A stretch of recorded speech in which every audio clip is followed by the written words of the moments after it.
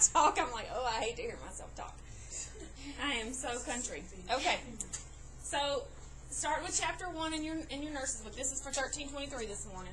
Okay, the history of nursing and nursing ed. There's been a lot of things that happened over the years. We started out, nursing just started out as really as a way to pay back debt or crimes. The first nurses were people who had gotten arrested for doing various things in the night. And so the way they paid their debt back in the day was they would work it off. And so they had to go into these prisons and start helping take care of the prisoners. Pretty much they were like servants. They had to clean, they had to cook, they had to do whatever these patients needed done. And so somewhere down the line, somebody stood up and was like, I don't like that. I know more than that. I'm better than that. And this is not right that they're treating us like that. And so it started evolving, and we started figuring things out. But started out, first of all, like I said, the word nursing, it's traced back to the Latin word, which is nurture, which means to nourish. Okay? So we're kind of a nurturer by nature if you want to be a nurse. You're that person, like they were all saying, that you've always taken care of somebody. You always had that big heart for people. You wanted to help people. That's how you know you're in the right field. Because if you're a nurturer, that's what nursing is. You're not just taking care of a sick patient. You're treating them as a whole. Their emotional state, their physical state, their mental state, and their spiritual state sometimes. Because you're with them when they're dying or their loved ones are dying. So it's kind of a holistic care thing. But it started out, like I said, nursing means to nurture, to nourish. They started out kind of in these different places, and they realized they started picking up on trends. The people that were, these ladies that were being the first nurses, they saw that there's things going on. I can see this patient has got this, and the person next to him wasn't sick, but now that they've laid next to this person coughing, now he's got a cough. And so they started like piecing stuff together and figuring trends out. And then that's how the true nursing evolved. They realized how to care for the sick and things that they were doing or not doing, how it was affecting those people. And so, women were good multitaskers, and we figured stuff out. So they started saying, hey, we've got all these sick people in one room. They're all coughing and stuff. Let's keep them in here, because if we let that one that's coughing go back into this other room where people aren't coughing, then everybody in there got sick. So they started seeing infection control. That was the beginning of infection control. They realized that they had to wash their hands to take care of people. They realized that fresh air helped open things up and get rid of all that stale, stagnant air that was full of germs. And so the first nurses that weren't nurses figured all this stuff out for us. And then people like Florence Nightingale came along and elaborated on it and made it formal. Okay? So they looked at the way people lived. If people were living in poverty or in a crowded home, which a lot, back in the day, that's the way a lot of people lived. Several family members or several families lived in a little small room, and like nobody ever really got well because the germs just kept recirculating. So they started looking at stuff like that. They looked at the way people's relationship in their environment. Were they always sick, or were they the ones that were, how's this one, everybody else is sick and you're not? They started figuring stuff out by looking and studying people. And then, like I said, the ones that were like really curious, and they started searching for knowledge. They wanted to further it. They wanted to figure it out and then share it with everybody, all that information. And then now, of course, we have so many technological advances in this, and it's, you can do just about anything. But you still have to go back to that core, okay? Kind of the evolution of the way things have grown in nursing. Views on health, wellness, and illness. They used to think people that had mental illness, we now know it's as mental illness, they just thought they had something really wrong with them. They were possessed by the devil, or they had all these really, really out there ideas. We now know, they were sick. People that were having a seizure, they call them then, we know it's a seizure now, but then it was a fit, or they were being possessed, and they were having that. And so, over time, we figured out that's a medical condition. That's not anything like that. So it's just kind of grown, and it's real interesting when you read your chapter how you can think back and be like, wow, it is amazing that we were that ignorant about things then, because we know so much now about the human body and medicine. And so it's amazing. And then some of the things they did, like they still leech people. They put leeches on them to take out the bad blood. Just all kind of really weird things that happened then. And now it's looking back, it's like, how in the world did people survive that? How did we not kill everybody? But they did things. They did a lot of different things. And so when you're reading, you can just, kind of go through that, and it's just interesting if you like history. Back in the 19th century, which is the 1800s, they had these facilities. They weren't like a modern hospital like we have now. They really looked like a prison. And if you've ever been through an old town somewhere and you can see the old hospital, it literally looks like, they call them sanitariums.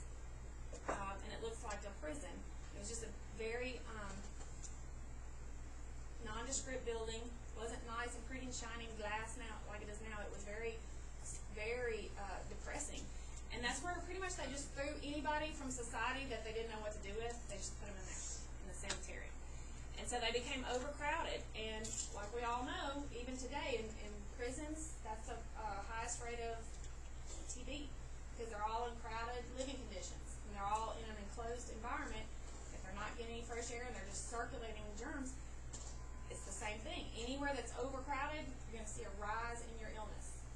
Same thing with nursing homes. That's why we always do a TB test for everybody in a nursing home, because they're in that closed, contained environment, and diseases spread like wildfire anywhere that you're in a room like that, or a facility that's closed. So overcrowding definitely is a factor that leads to poor hygiene or poor health. There will be so many people that they didn't have plumbing, and so all the sewage was overflowing. It was in the room with them, raw sewage. Things that we think now, it just makes me have chills. They were living in that, and so they really started linking that, saying, hey, that's what's making these people sick. They're getting hepatitis because they're having to touch feces. So they figured all this out. They had untrained people. They were, like I said, women who were had been convicted of a crime or had done something that they had to pay back a debt, and that's how they just threw them in there. And they were smart enough to start figuring things out, luckily, and nursing evolved. People did not respect nurses. They felt like we were, women in general weren't respected. We're getting both. People didn't have rights like we do now. Women were treated very poorly, and so they just threw us in there, and a lot of them died. They were sick too, but the ones that survived, they started figuring it out, and luckily they took that information that they gained from being in that terrible situation, and they developed it, and it evolved. And now we have formal nursing schools. Okay, Florence Nightingale, she was like the first one she was known as the Lady of the Lamp. She was the first one to really kind of put all the pieces together and figure everything out. She was taking all this information she heard from these women that worked in these facilities, or she was taking all the information that she had picked up from her own experiences in these facilities, and she was like, that's interesting, and she started piecing it together, and she put the whole picture together and figured it all out. So that's why we call her the mother of nursing, or the first person, the nursing theorist. She's kind of the one that started it all. And the reason why she's known as Lady of the Lamp is because she would go through these prisons or these camps where people were with a lantern at night, and she would try to, collecting information, but she was also having to take care of them. And so that's why she's called Lady of the Lamp. And so when you go to your pinning ceremony in 12 months, we have lanterns that we carry, and that's in homage to her, because she was the first one that really put us on the map as a true, respected profession, instead of just being prostitutes. So, so anyway, that's a big deal. Florence Nightingale is a big deal. You need to know her, because if you're a nurse, that's just like, you just need to know it, like breathing. She's our mama. And at your pinning ceremony, there's a Florence Nightingale award we give here, and it kind of is what epitomizes the whole nurse. And so every year we give somebody, every graduating class, we give somebody the Florence Nightingale award. So it's really a big honor. She helped kind of, like I said, shift everything. People started listening to her. She was from a very wealthy family in England, and so she was educated, whereas back in that day, a lot of women were not. They were looked down on as women in general. And so so she was one that could stand up and say, hey, listen to me, I know what I'm talking about, and I have this information and I'm trying to share it with you and make things better. So she was very well respected, and that's how nursing kind of evolved, luckily thanks to her. Okay. Nursing went from just a job, an occupation, to a profession. Okay. Before I became a nurse, I had a lot of jobs. They were not fun, they were not good, and I got zero respect. But after you become a nurse, that is considered a profession. You are a professional person. You are a professional leader.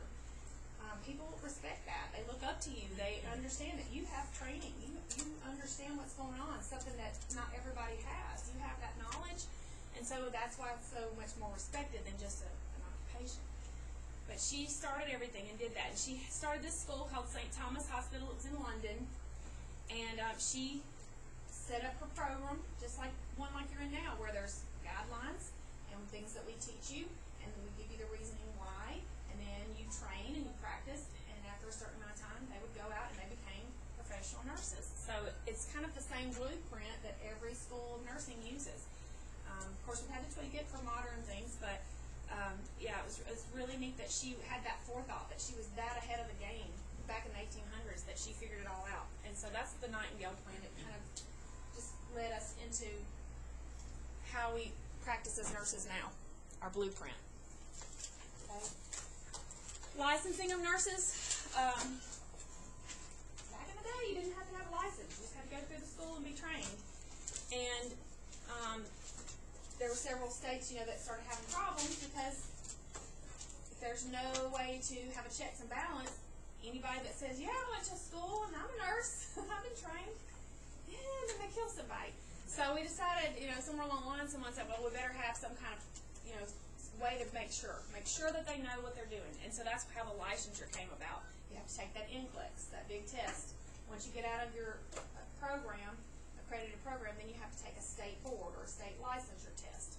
And that's just to make sure that you're competent, that you're not going to kill somebody. Then these little groups started forming in National League for Nurses, NLN, and the American Nurses Association. As y'all go through your program, you may want to look into joining. There's a student nurse organization. It's nationwide, and you get all kind of benefits. And it also looks good on your resume. If you've been a part of some kind of nursing organization, and even especially after you graduate, join a nurses organization. The dues are like $25 a year, but you get all kind of benefits, and it's a really good professional thing to have because it shows that they send you updates all the time on whatever is going on, recent developments and lots of different things in nursing. And it just it's a way to keep you up to date, because once you get your job and you're used to doing the same thing, you kind of lose touch of what else is going on in the medical world. So if you join an association, they will send you updates. A lot of them will go and lobby for changes in Washington or in Austin if it's a state thing. If it's a national thing, you go to Washington. And these are women, these are nurses and men that go in a huge army and go and stand in front of all these lawmakers who don't know anything about patient care or nursing, and they tell them, here's what needs to be changed, and this is why. And we are a huge force. I mean, can you imagine getting 10,000 women together? How loud we can be and how vocal we are. But when you're an educated person, an educated nurse, people will listen to you. And these lawmakers don't know anything about the human body, so they want that. They want your feedback. So that's why it's real important, because if you see a change that needs to be made in nursing, you need to be a part of that organization, because you can help make that change and make things better. Just like Florence Nightingale, she realized there needs to be changes, and she was the first one that really went in and lobbied and pushed for that. So, joining a league of any kind of these, there's tons of them. You can pick which one you want, and it looks good on your resume when you're applying for jobs. As a new graduate, you say, hey, I've been a member of this.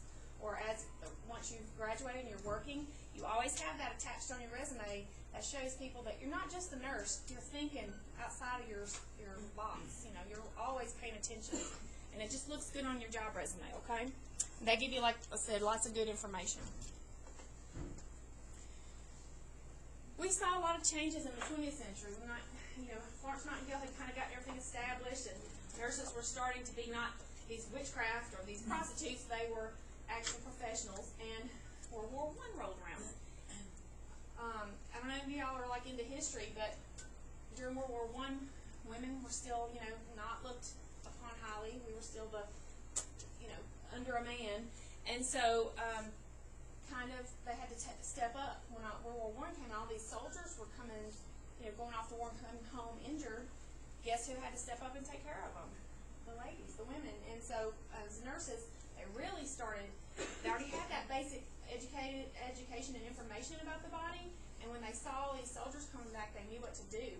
And people took notice, and they were like, hey, they know what they're talking about. And so it evolved even more. We became more respected, and we became more needed. The more people that came back injured, the more nurses you needed. So it kind of grew as a career. And then same with World War II. There was nurses that would be on the battlefield. There was, hospitals everywhere, and they went out just like a soldier and got deployed, and they had bases where the Army nurses and Navy nurses were, and they were trained and took care of people. Anybody been a Navy nurse? Anybody ever known one? They're a little bit different. I went to school with one. She already been in the Navy after high school, and then she had been trained as a Navy nurse. And they're really they have similar things, similar training, but they're a little bit different. They're real hardcore. So if you get to work with somebody, you'll know. You ask if they're real hardcore. So, are you a Navy nurse or an Army nurse? You can tell because they're like all over it. But anyway, it kind of evolved again. It helped us evolve. There was even something I saw one time on the Civil War fields. Like they would go in, and the nurses had to be there in the battlefield, taking care of all these people. Can you imagine, like being there where there's bombs and stuff, not cannons and stuff, and they were there in their long white dresses, taking care of these soldiers. So, we've just always been there, and nobody just would listen to us until the last few years. So, significant changes in the 21st century. Of course, demographic changes. Now that we have interstates and the world is open with all kinds of travel and the internet, and people can go anywhere and everywhere, demographics change. The way things are now, we have a global environment, especially in Lubbock, with being a university town. Think of all the different cultures and places that people are coming here from. We have such different changes now, and so that opened our eyes as nurses to be like, hey, we're talking about the cultural things. I need to know this, because it's not just little small town people that I've grown up with. It's people from all over the globe that I have to take care of, and so that's something that has evolved with time. I know I have a friend that's from Saudi, and he was telling me how their healthcare is different. They get, like, when their mothers get pregnant, they get everything paid for the first 3 days. Wow. But after that, it's $300 a day. That's it. Oh, that's pretty cheap. I think my blood work costs more than that here. And he said that they're having these big rallies over this because it's too expensive. I guess because their exchange is a lot different. Yeah, it's really interesting. If you ever meet somebody from another country, listen to them about how healthcare is there. We think we have it bad, but there's some places that are horrible conditions, and and we can learn about some are great conditions, and we can pull pieces and parts and make a great system here. But anyway, so yeah, there's been lots of changes because it's now a global environment. You could be in a facility and take care of somebody from anywhere in the world now, and so you need to know about that. Women's health care issues. Like I said, women were not respected. We were nothing. We did not even exist in people's eyes for a long time. And so now that we've evolved and women's rights have come along, thank goodness, our health issues are just as important, probably more so. I mean, what month is it? It's October. Everybody knows. Yeah. Do you think 30 or 40 years ago that would have mattered? Didn't. Nobody cared because we were women. And now our health issues have become huge because we're able to show them this information and say, here is what's happening, here's what needs to be changed, and here's how we can do that. We're vocal and we can tell people. So women's health care issues have moved to the forefront. Before, nobody cared. They didn't know about breast cancer, or they didn't have enough information. They didn't know about ovarian or cervical cancer, or what caused it. And so now we've collected all this information and we can share it. And then as nurses, we promote health, right? That's why we have National Breast Cancer Awareness Month. We're supposed to be teaching everybody to do self-breast exams in October so that you do it every month and it becomes a habit to catch it early. There's lots of ways you can go through and do community teaching for women's health issues. Men in nursing, that was never something that we had before, and in the last several years, it has had a huge rise. They're needed. A lot of times we can do everything, y'all can do, but sometimes we need some extra muscle, and that's when men, not just when they come in handy for just that, but they have a different perspective. You know, women and men do really think differently, so we get too emotional sometimes. We get into it, and we're multitasking, and our brain is going through all these different scenarios. And a man can come in, a male nurse, and they're like, well, did you do this? And you're like, ah, you know, because we overlooked it. We were overthinking sometimes, and they can come in and just simplify it go back to the beginning. So it always helps to have a male perspective. They're there, too, as an encourager. A lot of times they can go in, and a male patient doesn't want a female taking care of them. They're very private, or they're very, the old school where they don't like women. They don't like women touching them, cleaning them, bathing them. You can get a male to go in there and they bond immediately. So it just depends on the situation, but men in nursing, they're vital. We need them. They're a part of our team now, and we need them. Human rights. How many of y'all have worked home health? Has anybody ever been home health? Have you seen some basic human rights violated? It's horrible. It's horrible to think that we live in the richest country in the world, and there are still people that are being abused with their basic human needs not being met. Horrible. Human rights in nursing has become another thing. We're not just, like I said, taking care of, you've got a wound, I'm going to address it. We take care of everything. We take care of that whole patient. And if you're in home health, or really it could be anywhere, that home health patient has now come to the hospital or a facility, and you see that they've been beaten, or that their family members coming in and you catch them beating them or pinching them or doing something abusive. I've seen people have their hands over their mom's mouth, telling her to stop, like doing this. And I just thought, I walked in and I thought, she has a voice, and you cannot take that away from her. It just gets me fired up thinking about it. So human rights have become part of nursing too. We are their voice. We are their person that fights for them when they can't. Okay. Before we were so focused on the physical part that this now has all started evolving too. We are fighters. We have to fight for our patients. People who are medically underserved. I was a school nurse for a little while, and I worked in a community that if I had not been there at that school, those children would have gotten zero health care. Zero. Community health, people who are in a community, a very sparse rural community, like we have several in West Texas. So many that don't get any kind of health care. They don't have access to health care. The parents don't have insurance or the knowledge to take them somewhere. And so you as a nurse, that's part of your job too, especially if you're in community health or health promotion. You go in and you make sure they've been vaccinated. We had the Lions Club come and help do hearing and vision screens because there was no optometrist in the town that we lived in. There was nowhere for them to go to get their eyes checked, and they were failing school. And the first thing I asked was like, well, the teacher said he's failing reading, and I was like, well, can he see? Well, I don't know.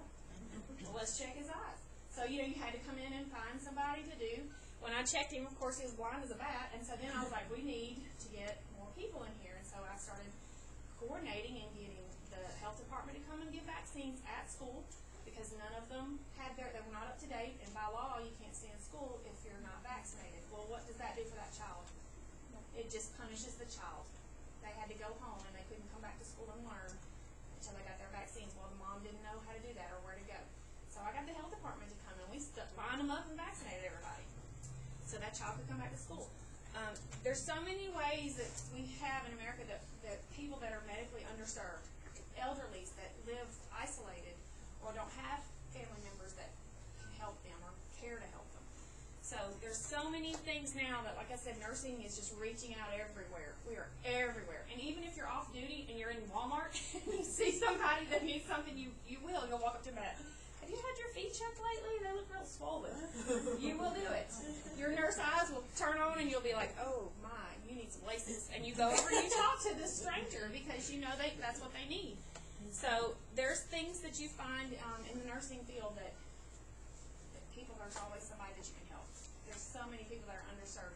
And that's part of our job too, is not just overlooking it, it's identifying it, and then give them a resource. Help them find what they need. How do I get to that? They don't know. They didn't go through nursing schools. They are in medicine, so let's find them a way to get them help. And of course, there's always been a nursing shortage. It kind of ebbs and flows. When I was graduated nursing the first time in 20 years ago, and I remember our instructors telling us, there's a nursing shortage right now. You're going to make big money. Of course, I didn't. I didn't start out at hardly any money. But I remember they talked about that. There was always a shortage. It goes in every 20 years, you know, because everybody realizes we're about 20 years behind. Oh, we need more nurses. So all these programs open up and we get all these people trained and everybody works. Well, then when do you usually retire? 20 to 30 years. And so everybody starts retiring, and then there's a nursing shortage again until you get a new crop of new nurses. And so it's an ebb and flow constantly. But there will never be enough nurses in the world. I can tell you that. There's never enough. I've had to take care of 12 patients in an 8-hour shift. I've had to take care of, 2 or 3. It just depends on your census. But when you have 12 patients, you're wishing there was more nurses. Have you ever had cases they probable? No, I haven't. I probably should have. But we were in such a small facility. That's when you just dig deep, pull it together, and work with the team. And everybody, like those nights, we all had 12 patients. 3 nurses with 12 patients each. We just split it up, and I was like, go give meds. This one would go start the IVs. This one would make runs. I mean, we just had to work as a team. That's why team nursing is so important. But anyway, just know that, there is always going to be a nursing shortage. And that's why we supposedly get paid well, but there's always a need, because humans aren't going to take care of themselves. That's job security for us. It started out with an attendant nurse. That was what they started out when you did the vocational program. You just had to go to school 3 months. Wouldn't that be nice, right? You were an attendant nurse. You just went to 3 months of school, and then you were done. Yes, ma'am. Did you need that torso? Yes, ma'am. Sorry, we have to get this.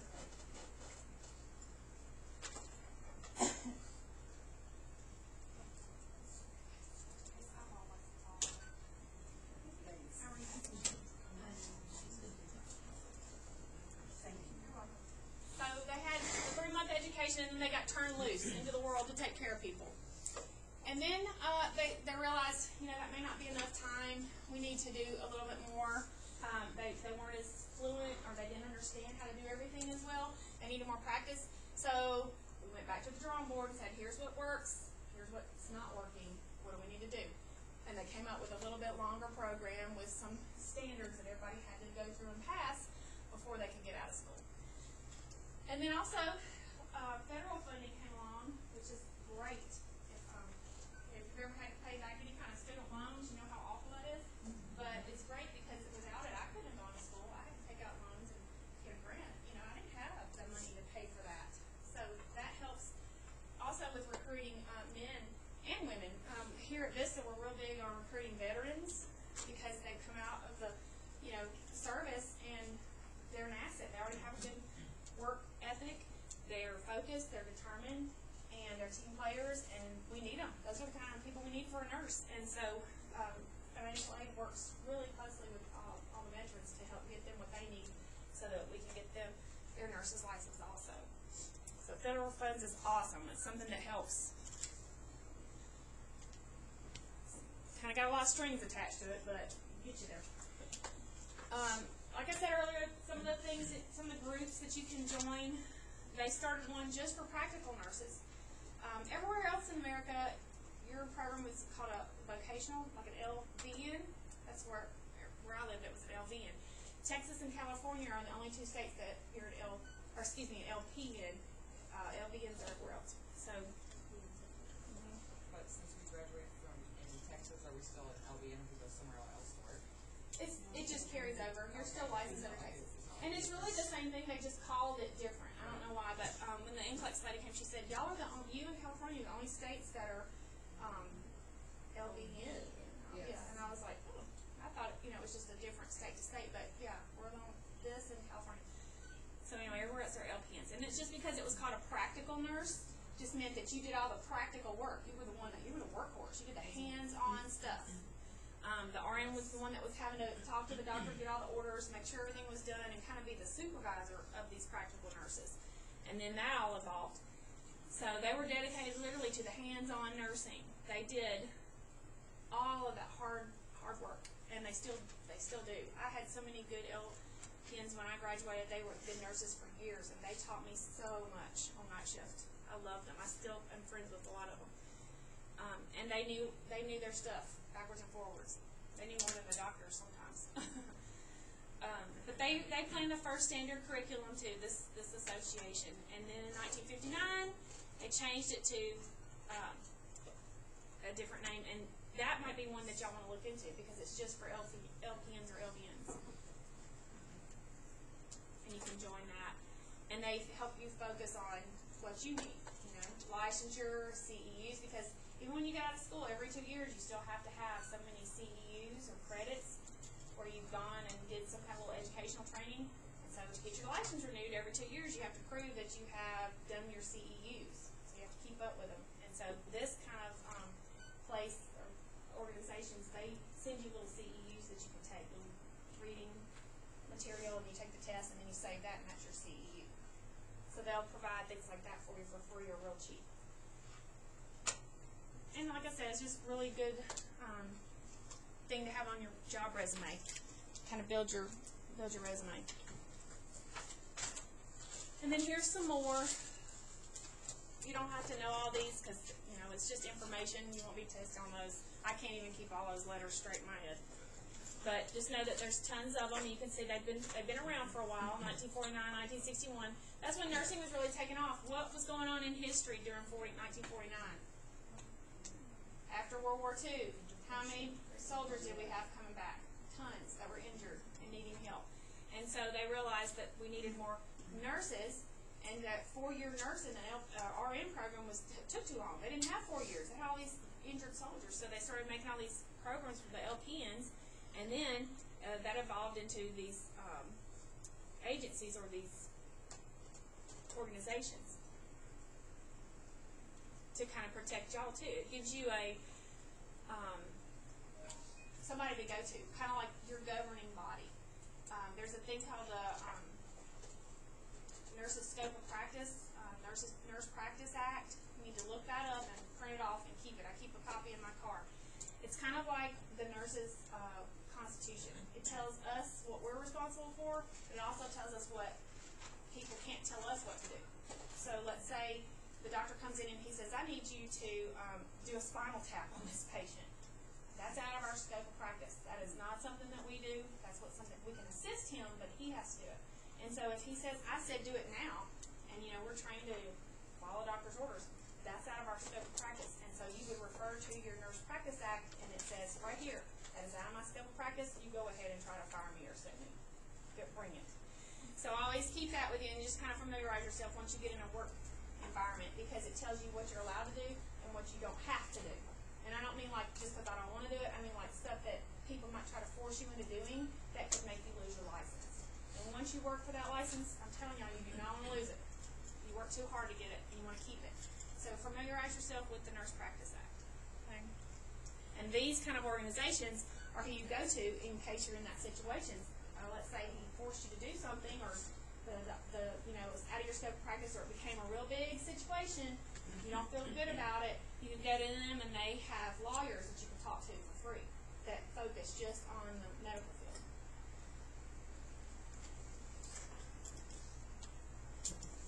Okay. And then there's things that approved programs. You have to you want to be in an approved program. If it's not approved, then when you graduate, you may get somewhere and they say, sorry, your program wasn't approved. This doesn't count. You've just wasted a year of your life. So you want to make sure your program is approved. And as far as I know, Vista's approved. It's just a basic minimum standards that are set by the state that they tell us, here is exactly what you have to teach. This is the bare minimum plus this, and we want you to teach that. And so that's how you get approved. And you have to stay approved by having licensed nurses, or we have to turn in all of our information and stuff to them to make sure that we're staying on track and doing what we're supposed to be doing. Okay, and that helps you because, one, you're being taught what you need to know. It's holding us accountable, and you're going to be a stronger nurse. And then two, when you get out, you're coming from an accredited program. As an employer, they're going to want to hire you. If you come from a place that wasn't approved, they're going to be like, sorry, we don't have any openings. You know, so that's just why that's there. You just have to know that you want it to be an approved and accredited program.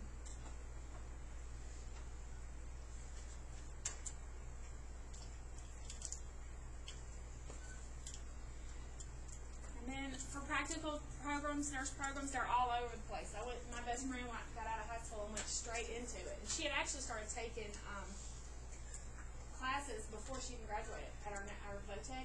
And so she had already kind of got started, and by the time I was like not even registered good at that traditional college, and she had already gotten halfway through her LVN program.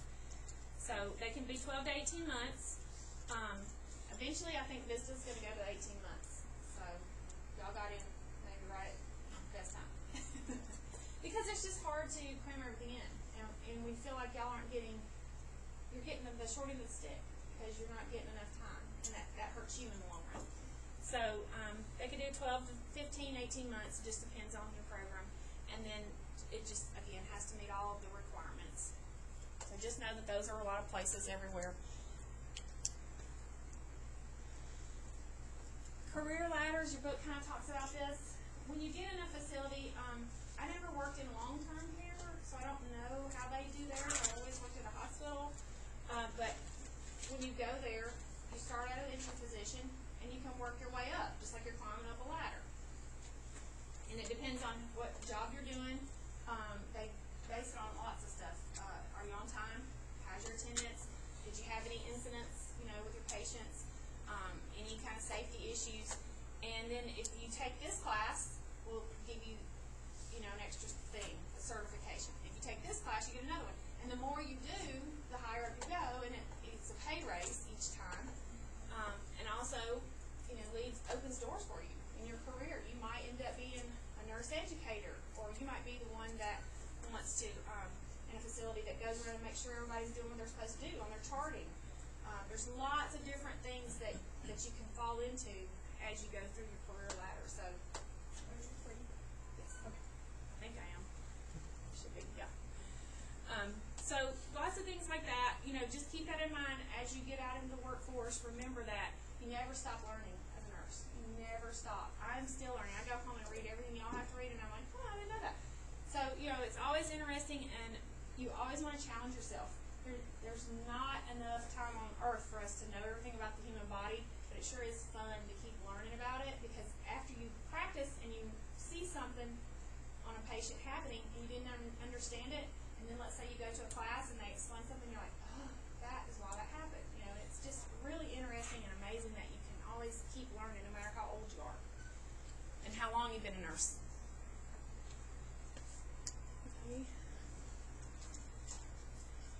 Again, one of the reasons that they kind of started opening the LVN programs, those other regular traditional nursing programs were taking too long. And we had all these people that were injured and ill, and so we had to come up with a shorter program. And that's where the vocational nursing program came from.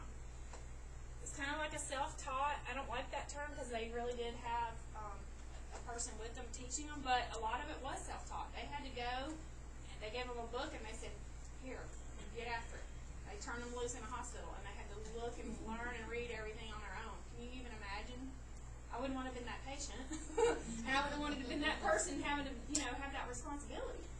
But a lot of it was, just trial and error. And so that's, again, how our programs evolve, because we want to make sure the public is safe and that you are doing no harm. That's our goal, is to help somebody not do harm. Okay? So they kind of came around the duties of the RN and the LVN, and you'll see that when you get to your facility.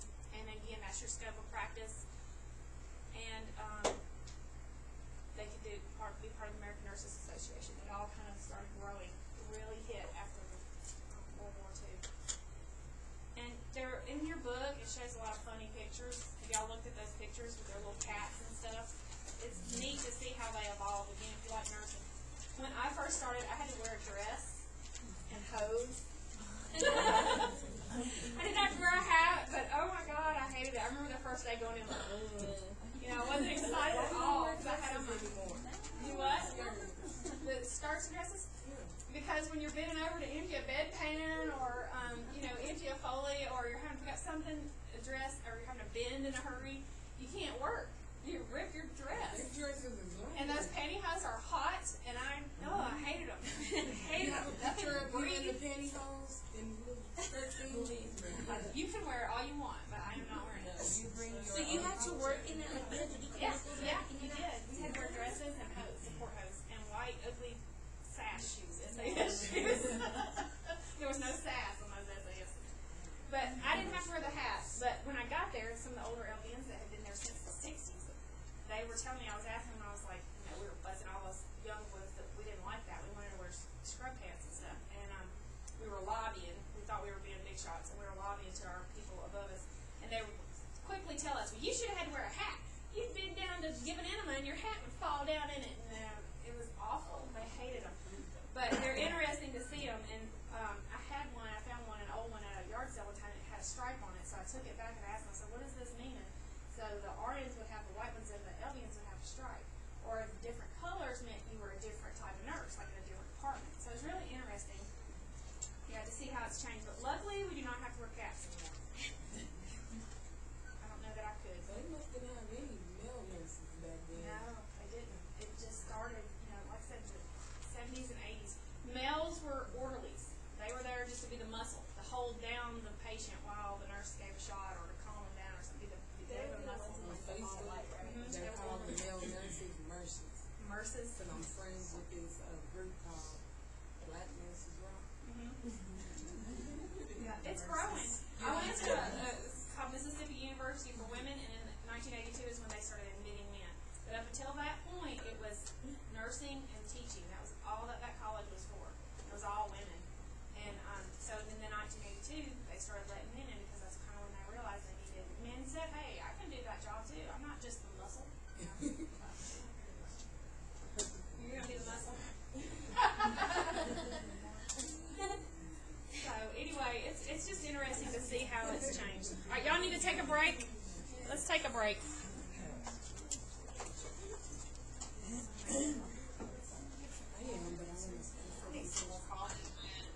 Where's your water with caffeine? Get one this morning, but I told my daughter about it. She was like, Mom, you gotta get some water. Did it have a funny taste to it? It didn't taste different at all to me, and it didn't, I didn't feel like I usually get really jittery with a cup of coffee. It didn't bother me at all. It just makes me feel better than I usually drink water.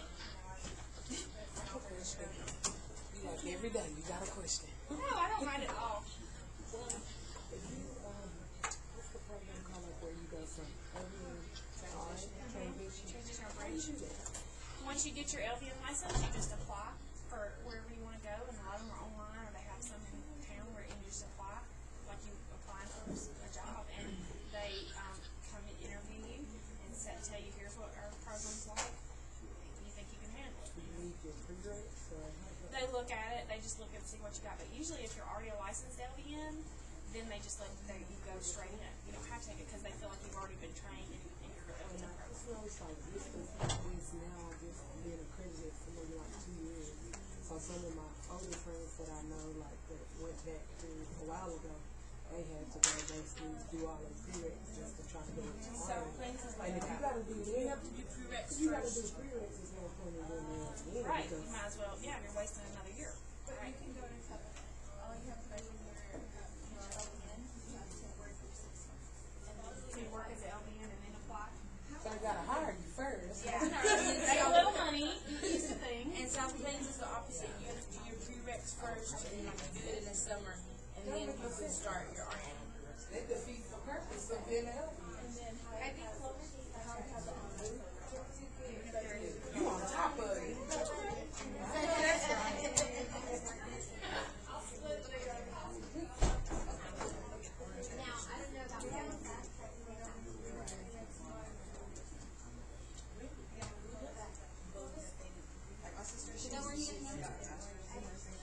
She straight up told me, she's like, I have a friend in that program, and he said it's very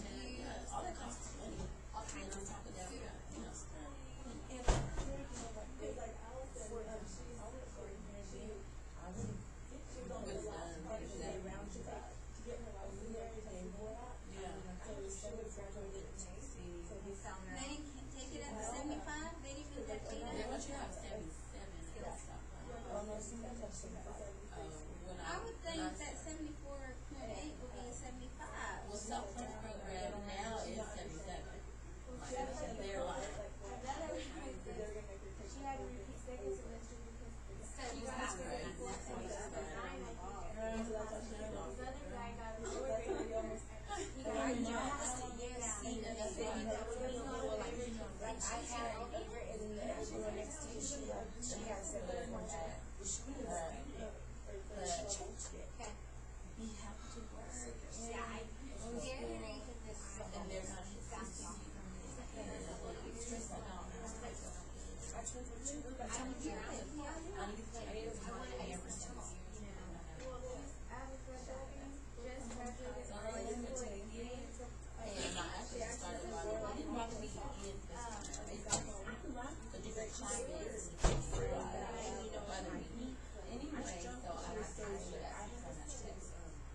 But probably tried to be on my job classes, setting my down. And if you're not doing that, the pay doesn't come out. And now, try my best now that way they can afford my bill. It's a good they don't hold their hands, they're not focusing on the bus. And it was, it's just the confidence. Oh, yeah, my friend, like, she was in RN. She graduated with her RN from South Plains 2 or 3 years ago. And then, she's like one of the smartest people I've ever met. And she almost failed out. And she would tell me all the time, I don't know if I could do this. Well, after she graduated, I think it was like 6 or 7 of them, not her, but people from the class got together and sued South Plains, and they won. Yes. They were like, Against what teacher though? there was like 5 of them. Oh. And they came out. Like, They tried to. Well, they got some of them. Oh, the professor. Oh.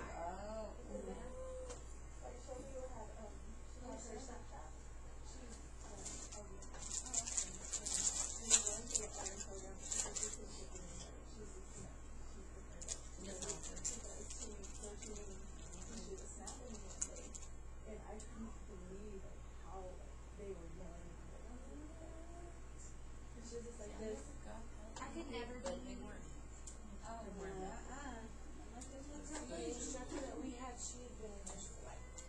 She had the hat and she all that stuff. Matthews? Oh, no.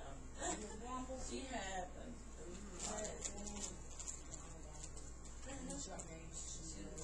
She wrote the mental health book that we used. Yes, so it was real hard. And she sits on she sits on the committee that makes the test questions for the class. So she was just real. This I see it better. I'm hard to Yeah. see it. Yeah, absolutely. Like, they want you. They don't want you to fail out. Yeah. They barely want me to say that because it's like, girl, I'm getting For real. I love to pick up that money card. I know.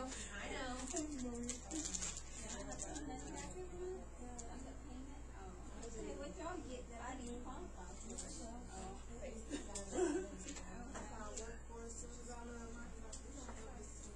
I know, they tell me that too. Okay, so one of the girls over here, she said that she wouldn't be help her. So I called them. They said, no, we don't want to do that to OB. They said they don't do it. Who likes to what it say? Never mind. I was like, who told you that? She gets her girl? I assume it was, yeah, right. There's a time frame. They only have so much money. Well, no, they just got funded. They They got said the funded LVN is October, not, first week of October. the LVN program is no longer on their list to help. Yeah, and Did you get help to them too, right? Or somebody else did. they said they don't, they help the nurses, but not the Okay, because the first time that I went, I got the they helped message. me. They bought my scrub, they bought my books,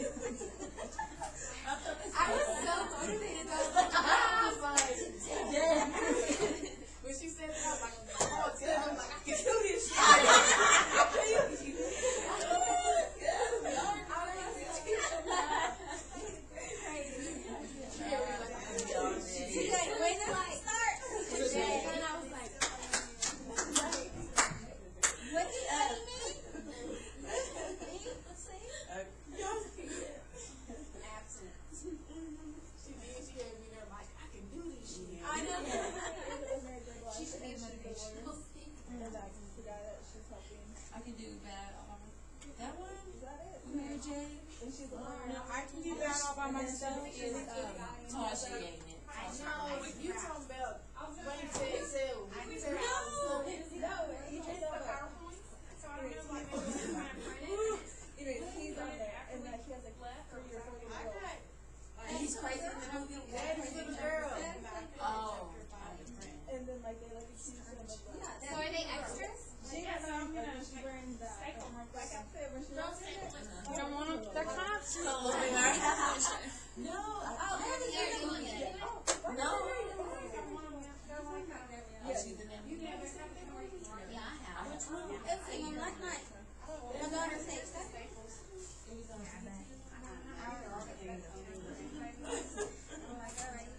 already printed off. Does anybody else want one? What is it? It's like somebody accidentally put in a billion copies of Chapter 1. Do you want a staple? Mine didn't copy like that. I want one. Do you want it stapled? Is that chapter 3? Where did y'all get it? Here's that. It was on my copier. I'm gonna go print one.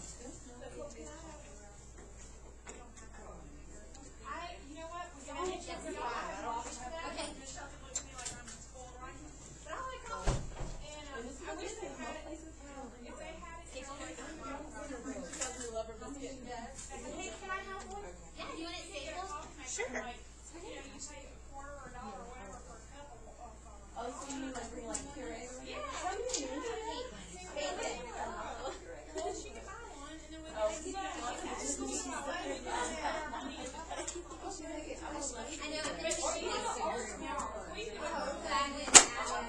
I could put everybody in the set. You have the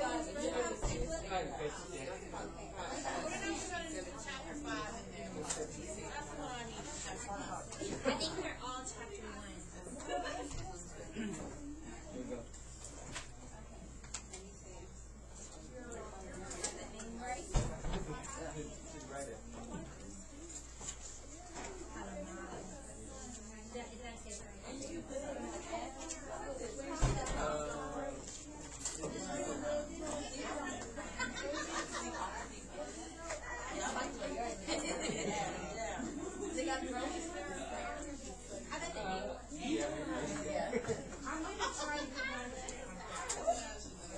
Do you go to mass now? Yeah. Okay, Joseph. crappy patty in this class.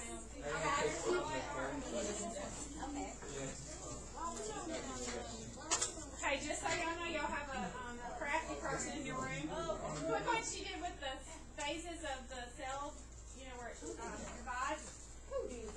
And look. 25 more of those. And she wrote each one out. Oh, that is really She said she got it on Pinterest. So, yeah, there you go. There's different ways to learn. Because I can't read a section and memorize it. I have to visualize it. This is it. It's And talking she color coded them It everything. is so, I cannot draw like that. Mine will look illustration. Mine will look terrible. And then wrote the definition. Like, I need one of these. I don't even know. Can we pass it Like, around? I haven't memorized that. So, see, y'all need to have a study buddy.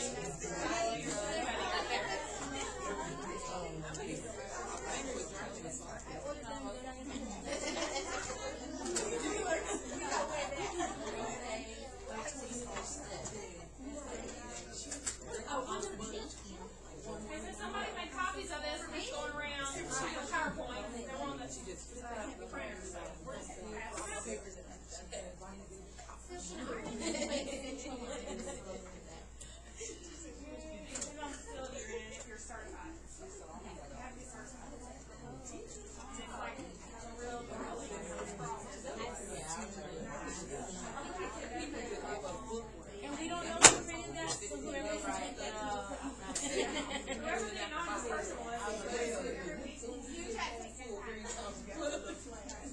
I printed 190 something pages because I thought that if you click on the first one, then it'll only take care of that one. And so I did it. So I made it. This is easier than you can say. But see, mine didn't come out like that. It came out like slides. I think you have to choose it. Yeah, you have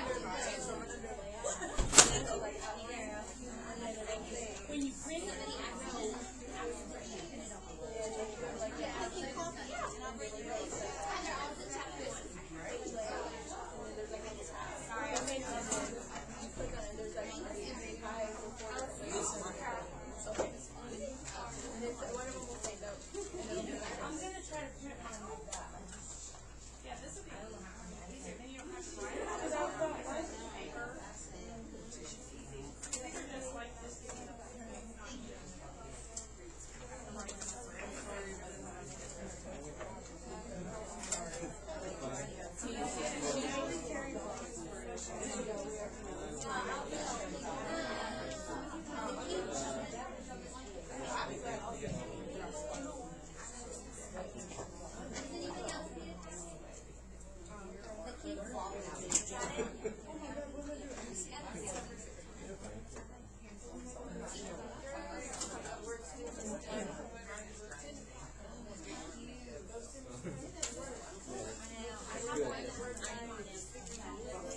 yeah, I'm gonna offer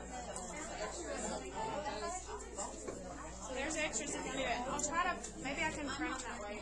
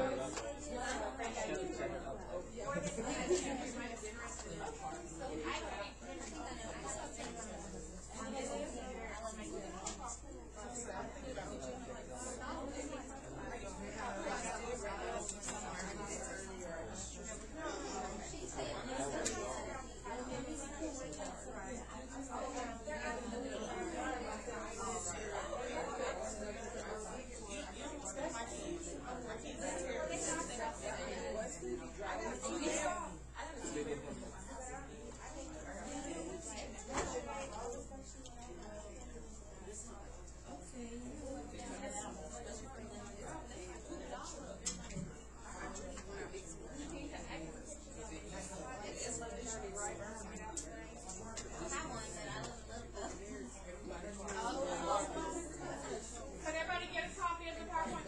Come on, get somebody. We're all writing. We're bonding. Yeah. Over potion. Sarah Door? It could be. Depends on the day, what week we're in. Room my mom used to keep in.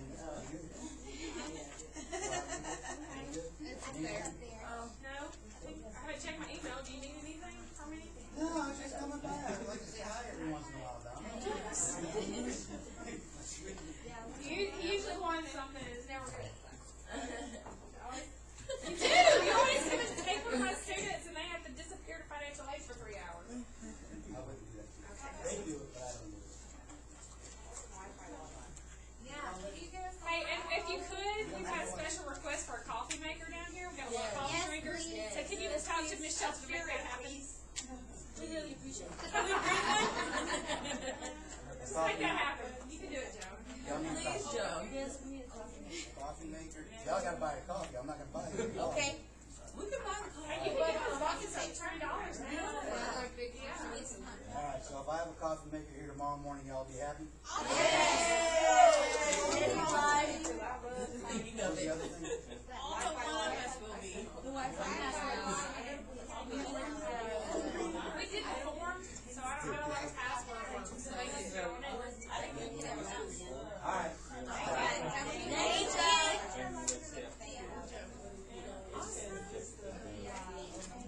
Have some coffee tomorrow. I know it'd be great.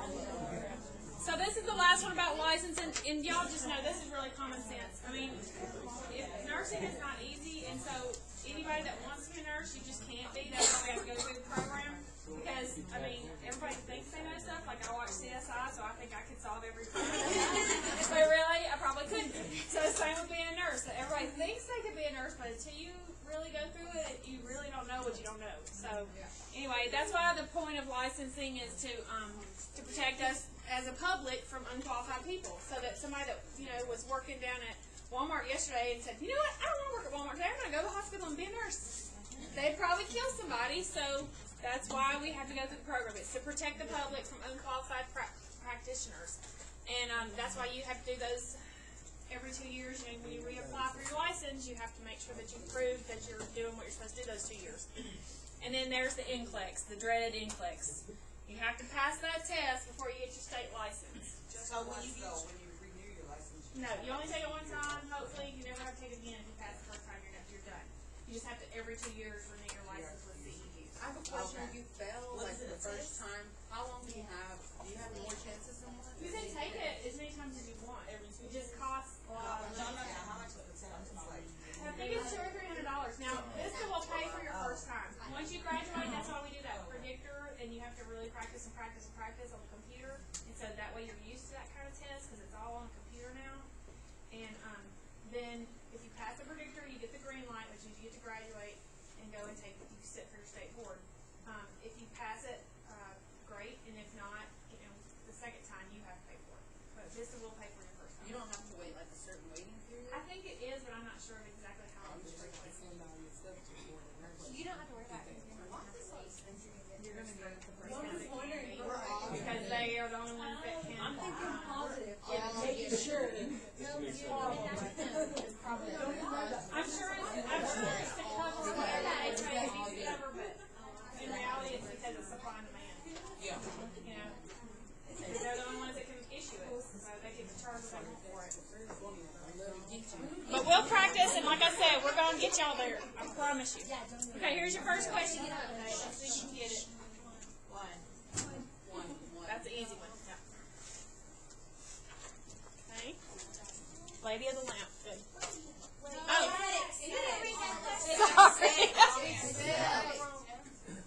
She's known as all the following except what? Yeah. She wasn't around in, she'd already been around at World War I. She came in the 1800s, remember? But she was the Lady of the Lamp. She was credited as the first nursing theorist, and then she helped shape views of the nursing education. So that's a good example of how to read the question really well, wasn't it? I didn't read it well. Okay. Question 2. Select all that apply. I hated those questions, and you're going to see those in nursing school. It's like you have to pick several, and they all sound good, and you're like, I don't know, and you pick 3, but there was 4 answers or something. It's always hard. Everything but Sherry. she wasn't around in the war. So Yeah, she wasn't. She did. Well, she was. She was in a war. But I thought that it said that they started surviving when she was in there. I say all of them. How do we know she was a patient? I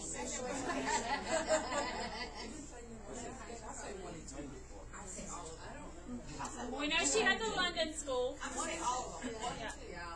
All and then 4. instituting sanitary conditions and promoting nutrition to the sick. We know she did that. Significantly decrease the mortality rate of soldiers. Eventually, yes, because what she said her work. that they waited for her to come through, and they called She her was the Lady one. of That's the why the Lady of the Lamp, because she was making rounds of those soldiers. And then patients' dedication and empathetic treatment of soldiers. She was sympathetic to them. Everybody else wrote them off. So the answer would be all for you. Select all that apply. Read it, number 5, all of you. Yeah.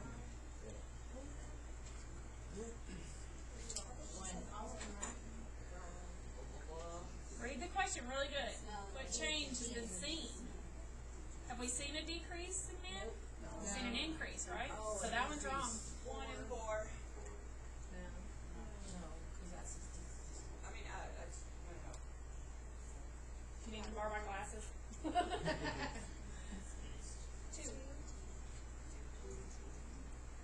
4. 4.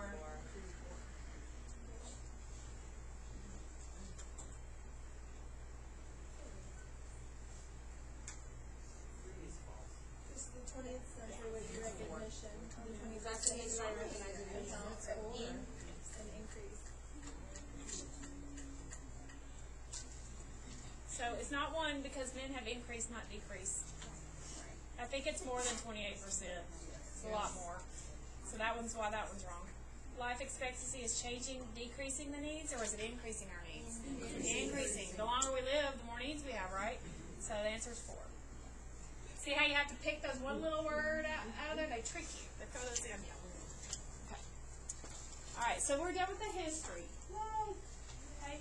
And it is interesting. Thank y'all for listening because it is interesting, and I think think it's important for us to know so that we can appreciate how far we've come. Yeah, well, it's nice to know that, you know, we started out with no respect, and now look how, I mean, nurses are respected in your community. You're a leader. People know that you know, you had to work hard to get your job and to keep it. Okay? So, now we're going to go into healthcare delivery systems. It's just like what it's defined as a complete network between agencies, like home health agencies, or organizations, facilities like hospitals, long-term care facilities, and anything like that, and then providers, RNs, LVNs, nurse pracs, doctors. They're all involved, you know, in that system. And the goal of that system is to achieve optimal levels of health for a defined population. If we didn't have anybody that was keeping up with infection control or helping take care of the sick, we'd be like living The Walking Dead. You know, think about it. Like, it wouldn't take but one bad virus and wipe us all out.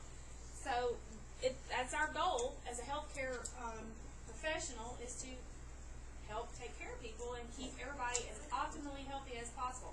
That's why when you see them, you know, in Walmart and they need help, you go over there and you tell them, because they don't know, and it's just in you. You have to just say it. You can't not say it, because you know that that's going to help them. Okay? The wellness illness continuum, that's just like a big phrase right now. And all it is like, if you think about a line, like a timeline. Oh, this marker's dried out. Doesn't do any good. So think about like the timeline, and when you're well, you know, you start out when you're healthy and everything, and then as life goes along, you might have bouts of illness or periods of illness, and then you get well again. So it's just the range of a person's total health.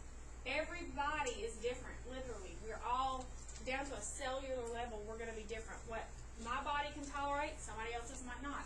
Or what they're immune to, it would wipe me out. You know what I mean? So everybody's a little bit different, and that's why you have that wellness illness continuum. Each person's body is going to change over time, and things that didn't make them sick before, it might really make them sick now. And so, as a healthcare worker, again, we have to look at that. You'll see this word over and over again, and I truly believe in that. I'm a big holistic person. I don't mean like granola holistic. I mean, you have to take care of their whole body, their whole person. We're complex beings. We're not just a machine that's running on physical illness or whatever. We have heart, we have, you know, that we have a spirit, we have mental health. That all is important, because if any of those parts are off, then your body's going to be sick too, right? I mean, think about somebody who's depressed. All they want to do is lay in the bed. Their spirit is so broken. And, you know, are they going to be well? No, because they don't want to eat or drink. They don't want to get up and move around and exercise. So everything else starts falling apart too.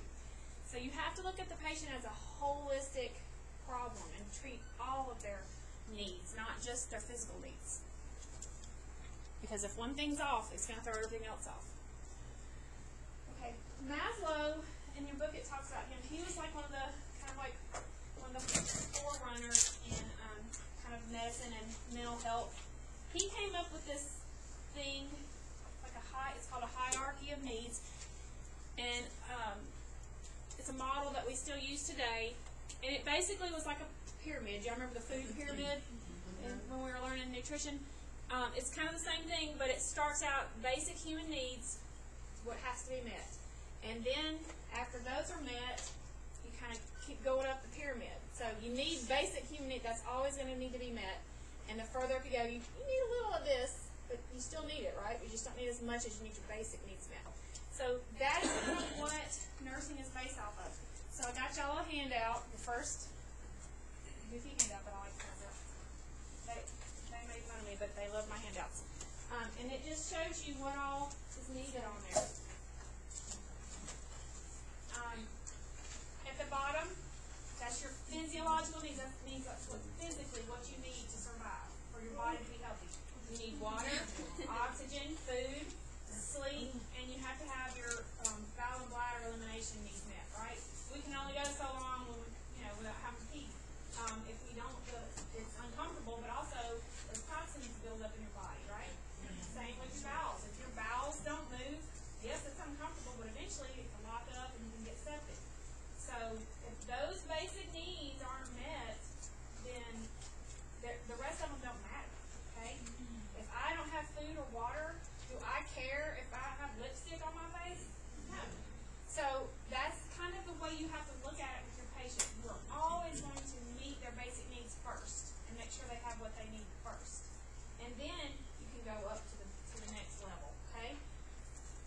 clothing, shelter, safety, and security. I mean, having your bills paid, that's a lot, isn't it? That takes a lot off your mind.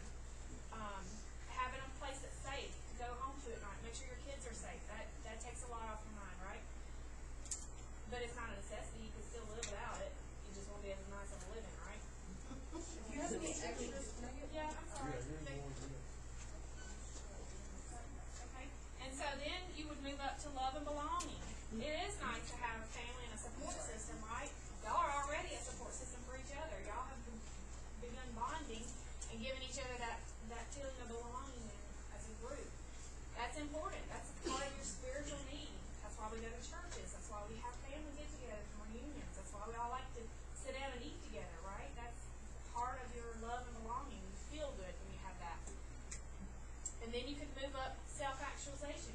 Because y'all are at self-actualization right now. You have decided to do something for yourself and for your future and your life and your kids. You have decided to be a nurse. And so you have met that, you are at that level. You are self-actualized. You realize, I can do this. I want this. And then cognitive needs. We can all, it's fun to just, kind of be on autopilot and just physically go through life.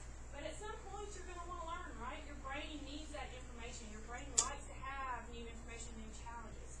So reading is good. That's why we love reading our kids, because it helps build their brain. And it's a good time to bond, but also it helps feed your brain. If we don't keep learning, we're going to fall behind. We're going to backtrack, and that's never good for anybody. You always want to keep learning, okay? Feeding your brain. And then the last one is your aesthetic needs. We all like to look nice. We all like to, feel good about ourselves.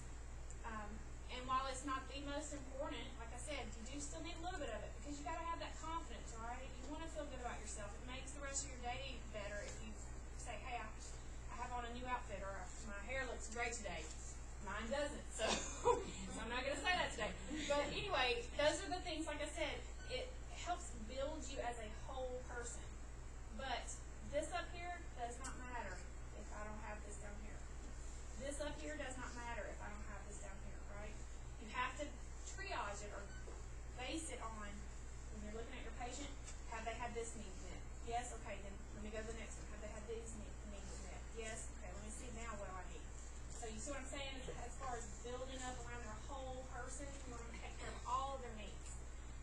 This is real big on NCLEX. They love asking you these kind of questions, because this is how you determine what kind of care you're going to give your patient, right? If you go in and, like I said, if you're a home health person and you go in and you see that they don't have healthy living conditions, or they don't even have food in their cabinets, what's your top priority? You're going to go and say, hey, do you want me to go to Walgreens and get you some new lipstick? No. You're going to go and work on that food in the cabinet, right? So that's how they'll word that. This kind of chart, that's how they word it in questions like those, to make sure that you understand what's most important in the level of hierarchy, or the Maslow's hierarchy, okay? Yeah, it's like a mnemonic, a way to remember stuff.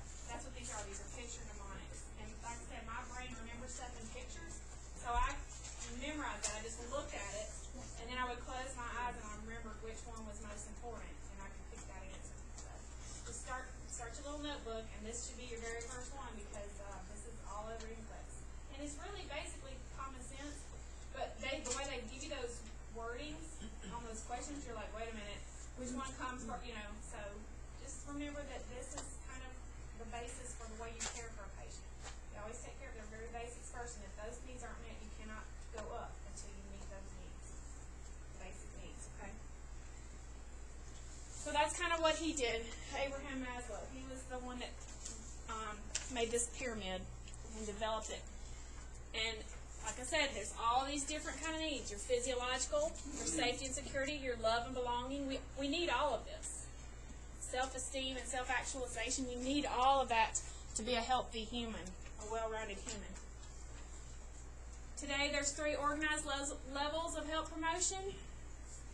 When you're a nurse, you're going to work in a facility, and you don't think that you're a health promoter, or you're not a teacher, but you are, because everything that you go in and do, you're teaching that patient how to take care of their body, or you're teaching that family member. So you may go in and they'll say, hey, you know, you're done, you're better now, we're discharging you. But here's how you have to stay healthy. So you have to maintain that wellness. And then you go into teaching them what you're supposed to. And teach them what they need to do as far as medicines, diet. A lot of people, once they get out of the hospital, they have to change their diet, right? They have to start eating heart healthy, or if they're diabetic, they have to learn how to eat a different way. So that's part of maintaining wellness. You're teaching them how to take care of their own health. Preventing disease-related complications. That always gets into a hairy situation because a lot of people don't like to hear that. My husband is a smoker, and he smoked since he was a teenager, and he absolutely hates me giving him the eye when he goes outside to smoke because I'm like, you know, you're killing yourself. And, you know, I try to not be judgy, but it really bothered him for a long time, so I just quit. But, you know, he is a smoker, and that is the thing he enjoys. And, you know, as a nurse, you still have to say that's hurting your body, and you have to tell your patients that. And a lot of times it's not well received. They don't like that. Does he tell you he's going to die anyways? He tells me a lot of other stuff. He tells me I'm the reason he has to smoke. But anyway. So I tell him other stuff too. So anyway, whole nother good subject. So, but anyway, like I said, it's really a hairy topic sometimes because everybody has their own vice. You know, I like to go home and have a couple of beers or a glass of wine, and so we get into that about that because that's killing my liver, he says. So we're going to be a pair. He's going to not have lungs, and I'm not going to have liver. We'll just be in the nursing home beds together, I guess. So anyway, those are things you have to teach your patient, and it is hard because all of us are human, and all of us have vices, and you're sitting there saying, hey, I'm a smoker, but I got to go tell this guy not to smoke. It's hard. But you just have to give them, say, you know, this is how I approached it. I would always say, okay, your doctor wants me to tell you this. And that way you blame it on the doctor. And then it is good advice that they have to hear what they do with it. But, you know, it's their choice. But ultimately, you at least have to give them that information and then let them do what they want with it. Because ultimately, it's their choice. Like I said, he's never going to quit smoking. He's already told me that. I enjoy smoking. So I just have to let him do it. Okay, management of care of those with serious health problems. This is something like if you have a long-term care, maybe a person that's had a stroke and they're going to be at the house with, you know, a family member, you're going to be having to help teach those family members how to take care of that patient. Or if it's someone who's had a child who's really, really sick, they've had a devastating head injury, or you know, like the little kid that fell off the golf cart and now he's at home and they're having a, you know, he was a healthy kid before, but now he's got a severe head injury and they've had to redo everything. Learn how to walk, learn how to talk, learn how to eat. So you have to be that person that helps teach them how to take care of that patient when they get home. Because they're not going to be in the facilities forever. They get to go home eventually. Alright. Continuity of care is just, the patient is the focus of the health care. Continuity of care means day shift. Here's our patient. This is what you're doing to them. When day shift leaves, day shift gives a report to the 311 shift. And then 311, here's what all day shift has done for that patient. Okay, here's what they ate. If they hadn't had a BM today, so guess what 311 has to watch for? A BM. You know, things like that. And so that way you're constantly caring for that patient. That continuity of care, it goes from shift to shift to shift. From nurse to nurse to nurse, nurse aide, everybody is on the same page, all to continue with that care, to make sure that that patient at the end of that 24 hours has met whatever goal it was that you wanted to meet. That's what that term means. So you'll hear that over and over and over again, continuity of care, and that just means communicating with all of your team members in your facility to make sure that that patient is getting the care they need. Sometimes it can be overwhelming because you've got several patients with lots of health issues and lots of things going wrong, and so that's when you have to triage what's more important today. And a lot of big places where you don't get time to communicate and things get lost when there's so many different departments, you know. So it's hard to do sometimes. And then for delivery of the patient care, that's actually doing it. You're actually going in and you're delivering that care.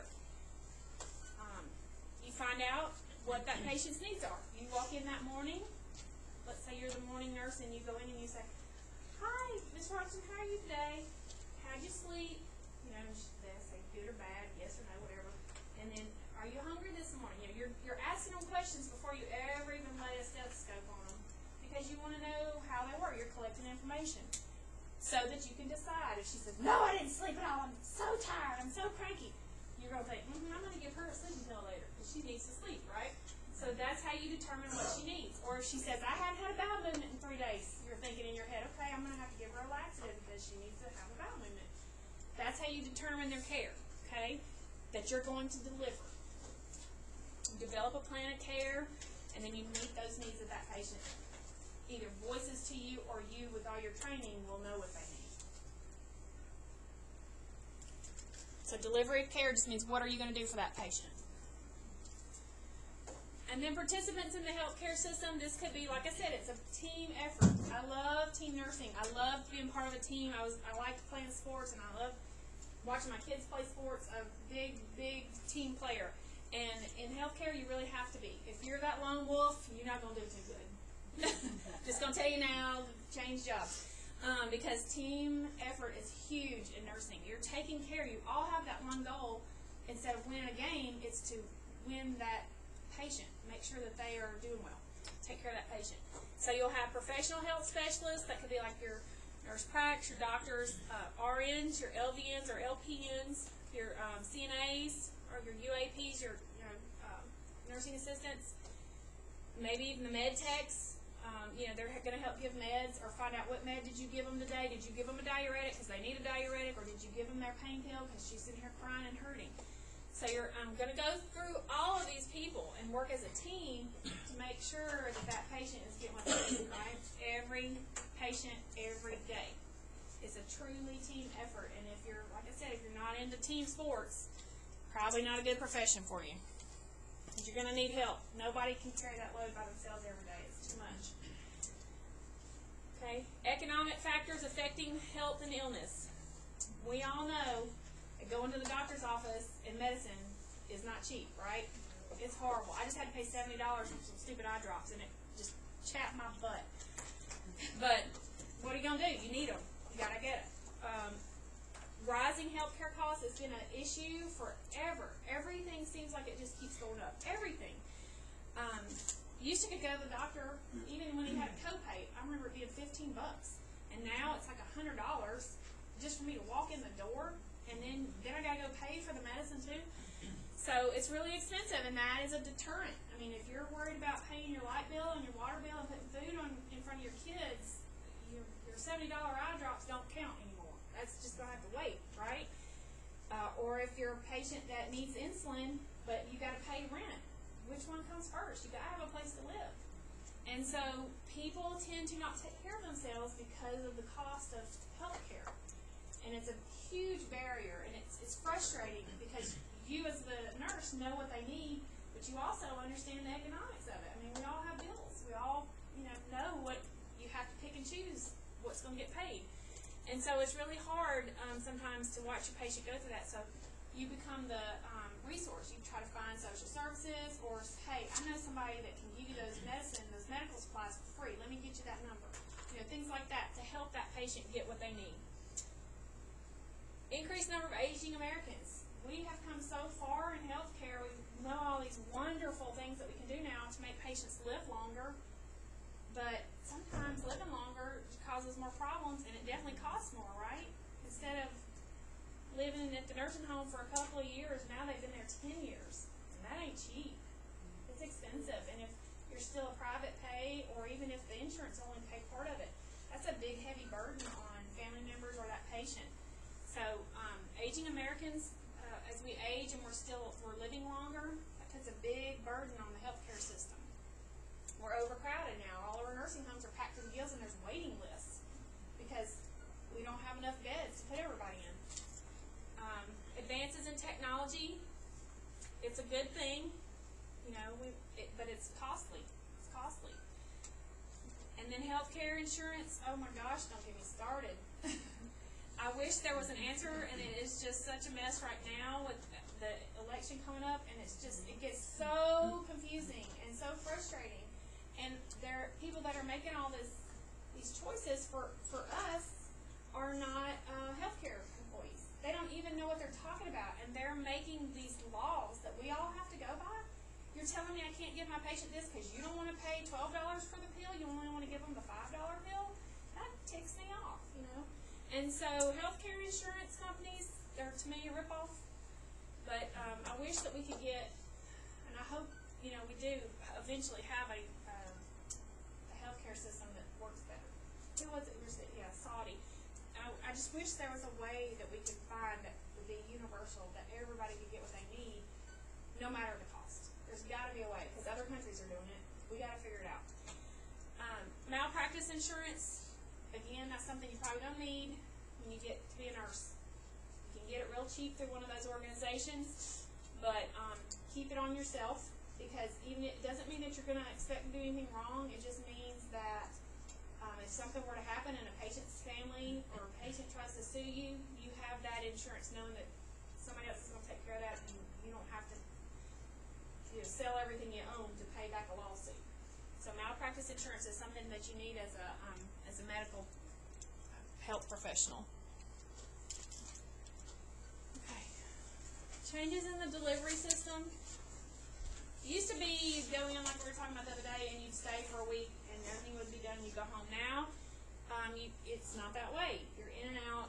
Things aren't getting done like they need to be done, and you have people that do case management. And that's a good, talking about the career ladder, that's a good area to go into. Those are people who they're nurses, and they have caseload, and after that patient is discharged home, they continue to follow up and make sure that that patient's getting what they need. How are you feeling? Are you taking your medicines? Do you have a ride to the pharmacy? Do you have a ride back to the doctor's office for your 2-week checkup? Things like that. That's what case management is. You follow that same patient even after discharge, to make sure that they're getting what they need. It's long term. That's something that they have decided to do a while back, because that way, if you send them home, it don't cost you any money, right? It costs a lot less to pay one nurse to follow 10 people while they're at home than pay 10 nurses to take care of one patient for 10 extra days. See how money plays into it? It's horrible. But that's what case management is. You at least have somebody that's following you, but they're at home, so that it doesn't cost the facility a lot of extra money. And then another way that they have figured out how to do changing delivery of health care, or ways to save money, they cross-train employees. That way you get to work anywhere, and they don't have to pay you or pay different nurses to work in different departments. You are one nurse, and you are trained to work in every department. When I started out, like I said, I started at a small hospital, and we had a med-surg unit, and I loved it. I stayed there, and I learned everything that I could learn, and then they're like, okay, when they show you're confident enough that you're not going to kill somebody, they let you move to another department and cross-train. It was a small facility. We only had 5 nurses working on night shift in the whole facility. And so if somebody called in sick, you had to be trained to go to the ER, or the med-surg unit, or the ICU.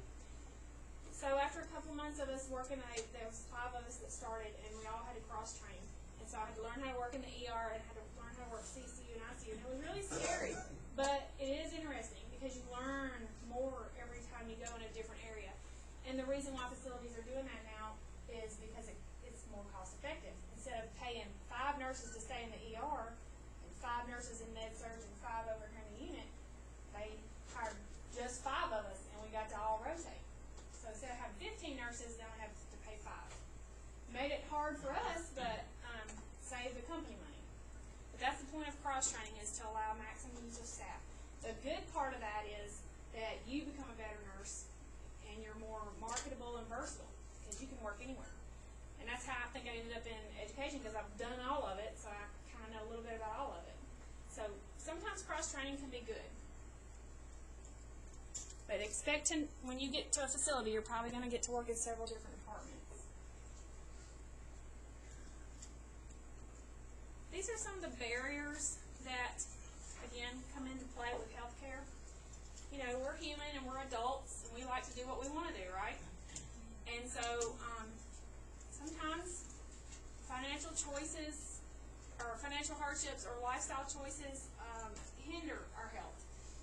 We say, I don't need to go to the doctor, I feel fine, when we're limping on one leg. You know, we can't feel our fingers in our hand because we got such a bad pinched nerve. I'm fine, you know, and you're dragging your leg and you're got to droop you out. I mean, I'm fine.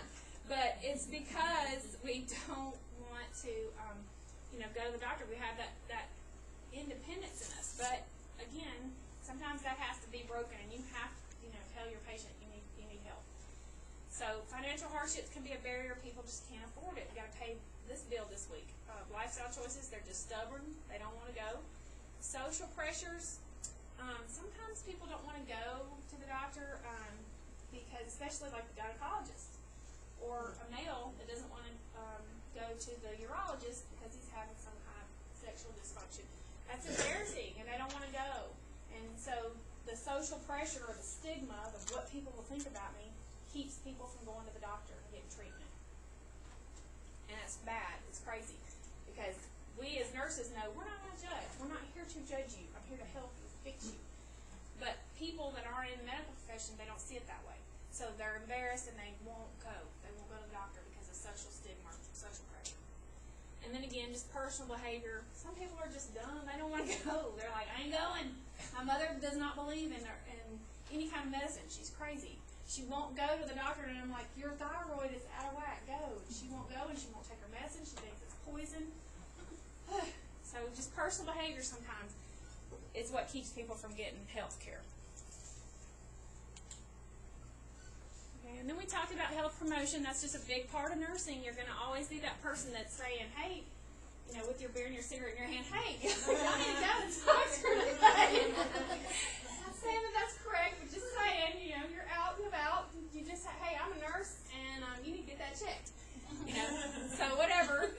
But it is part of being a nurse. You want to promote health and try to get them what they need because you are the person who understands it as a healthcare person, a professional, and so you're the one that's kind of responsible for teaching them that. Lots of different things they can do. Preventative medicine is like vitamins and chiropractic care, all that kind of stuff. They may want to do that.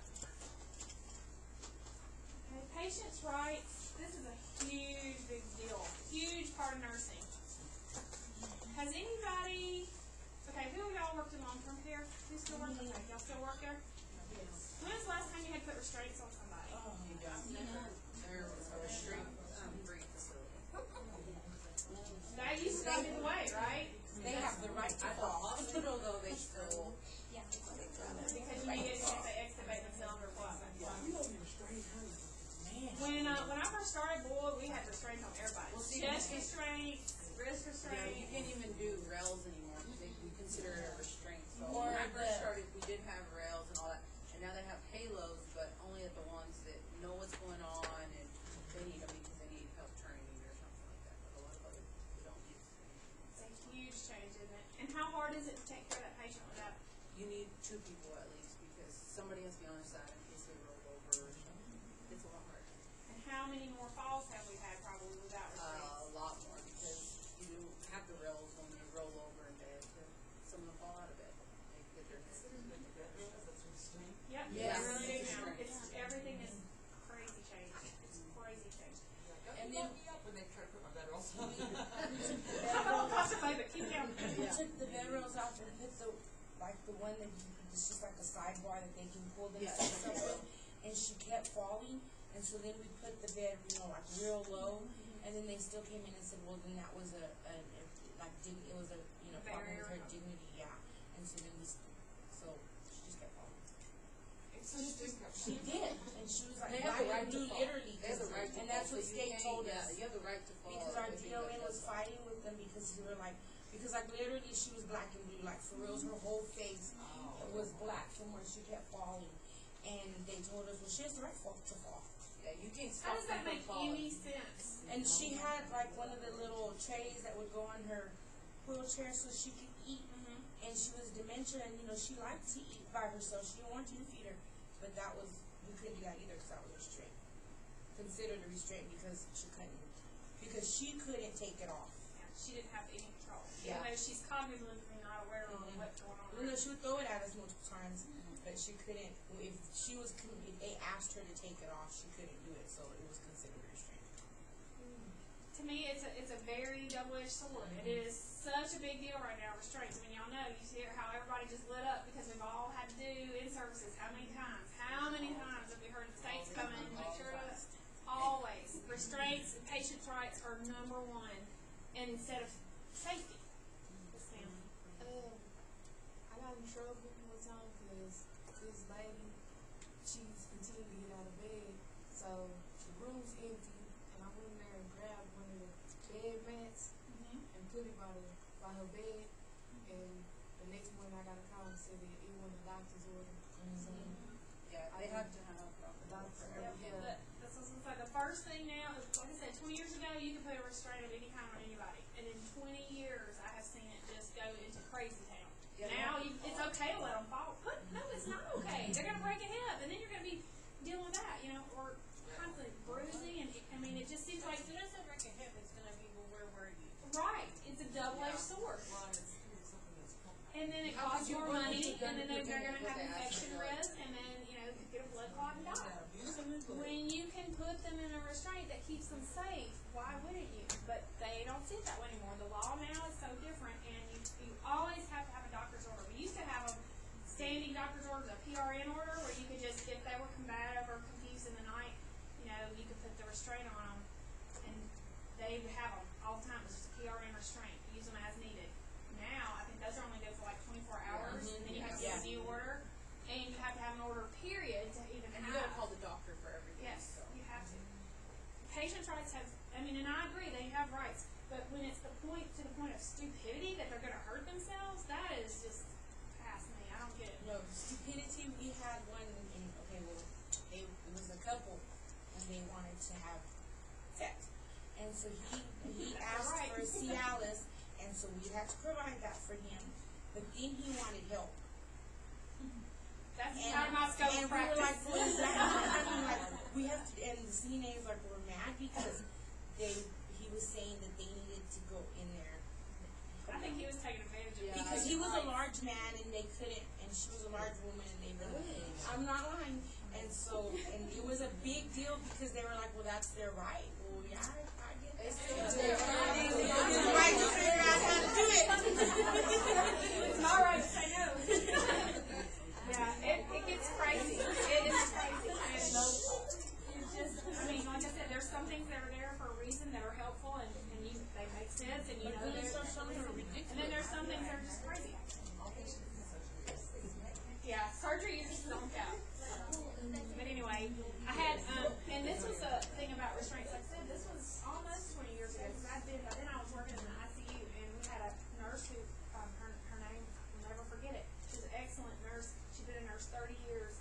She started as a CNA, worked her way up to RN, and then she was a great critical care nurse. But she had a patient, and she'd come from the old school where they were combative and it was night. You know, they always get kind of crazy at night.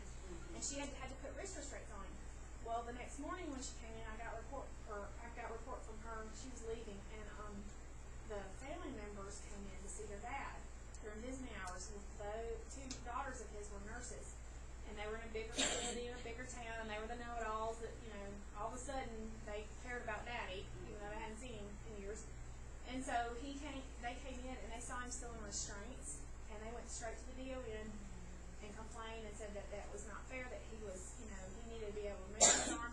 He was in ICU with tons of lines, did not, and was confused, did not need to not be restrained. But we hadn't had him like tied down all night. He just had them appropriately used, and they had the pads, and it was still when you could do all that. Anyway, they threw a big enough fit and made a big enough stink that we were then not allowed to use them anymore. And they sued that facility. They sued the hospital. And I don't know if they ever won because I moved, but I mean, to the point of like, you're a nurse, you should know that was there to help him. And you can clearly see it wasn't cutting off restriction. He was still able to feel everything, but it was for his own good. And then to even take it a step further, like you talk about the side rails.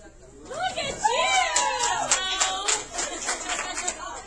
That was really nice. Y'all figured it out, right? Thank you. Oh my gosh. But y'all know this ain't like the Dire Straits song, right? It ain't money for nothing and the checks are free. Y'all can hold me. We have the right to say that. That was so Yes, sweet. So we'll have some coffee in a little bit. Look it up now. We need it for pharmacology. Yeah. Somebody go to United during lunch. But Stretchers are healthy too. They have a lot of it, and like I said, side rails, you think that's a basic, safety thing, but it's not anymore. But that just changed recently because of the side rail thing. Yeah, because that's Because still a they safety weren't issue. considered. Yeah, 'cause I remember when we had our state visit in the summer, it was like immediately when they were there, they had to have maintenance take off. Yeah, every they rail. had to take It's them all off. insanity. I don't understand. That happened to us, and he was one man like taking them off while they were in the building. Yeah. Yeah, because they got us for one room. So should I put my advanced directive that I don't mind being restrained, it'd be okay if I'm drilling on myself, I can tie up my hands.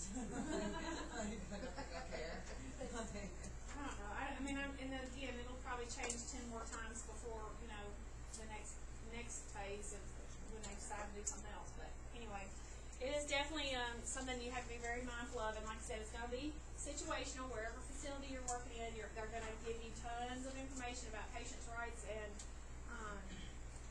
you'll have to go through in services, and you better follow it, y'all. I'm just telling you, you better follow it. If it doesn't make sense, and like you said, you're going to be damned if you do and damned if you don't. But if you're following the policy that they told you to follow, that's all you can do. That's all you can do, and you chart like crazy on it. The nurses and the aides, so that, was stressed about, our residents and their rights, but yet it was, they have to take a shower, they have to do this. It's like, okay, so How can I do that? she's without- refusing to go take her shower, but Right. yet when her husband gets here and screams at us, It's like, our fault. yeah, it's our fault. It's so horrible. It's a catch-22, and nurses are always in those spots. Always. The whole staff. Well, Because one's elected freaking. how do you do that? You can't force her. You just told me I can't force her, but then you're mad at me because I didn't make her. It's just crazy. So that's why charting comes into play. We'll talk about that, another time. But definitely always do what your policy says, and then chart why you did it, what was happening, what the patient said. She refused, multiple attempts by multiple employees to encourage her to get a shower. She still refused, blah, blah, blah. You chart the heck out of it, because that way you're covered. She was combative. Right, because is it am I correct with saying like if you follow the policy and procedures of them, then it's not on you, it's on them, right? Right. I mean, you were following just like a doctor's order. You're following your protocol of your facility that they have told you to do. Had you not followed it, Then you it's will on be you. in trouble. Okay, It will be your fault. And a lot of times those stupid policies are made by, like I said, people who don't even know what they're talking about, but yet we have to follow them. So just do what you're supposed to do, and then chart why you did it. Here's another little handout. It's just kind of because we're talking about elderlies right now. I just thought it'd be interesting, but these are just things to remember in case you've never worked with elderly people. Most of y'all probably have, or a family member that you've had interaction with. They do not have a good tolerance to medications. It builds up quick on them, right? And that's why a lot of them get confused. Because their bodies slow down, so they're not processing it out as fast as we would. So remember, if they're starting to get confused and combative, They're forgetting me. maybe we need to check their check their medicine and see what they're on. They might be Got toxic. an extra one over here. She gave me hers. She can need another one though. Okay, and then like decreasing their IV rates if they have an IV going, they don't process that fluid out either, right? Their hearts slow down, it's weaker, and the heart is what pumps all that fluid through you. So if they have an IV going real fast and you start noticing that they're having a lot of swelling or shortness of breath, maybe we need to lower their IV rate. All elderly people, are higher risk for respiratory depression, pneumonia. Most of them, as the older they get, not all of them, but most of them are going to start having a little bit of disorientation, and for sure skin breakdown.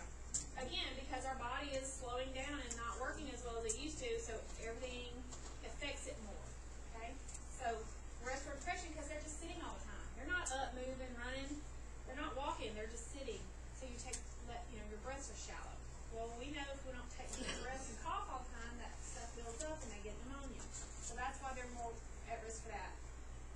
They'll have problems with circulation because a lot of them just aren't moving, so the blood flow's not getting there, and they'll get sores on their feet, or they get those bed sores on their lower extremities that don't heal well. They don't eat, right? They have bad appetites. They just lose that drive to eat, a lot of them. And if you can get them to eat, it's just some junk. They don't want to eat the stuff they need to eat. They eat like sweets. They want those sweets. That is the last thing to go.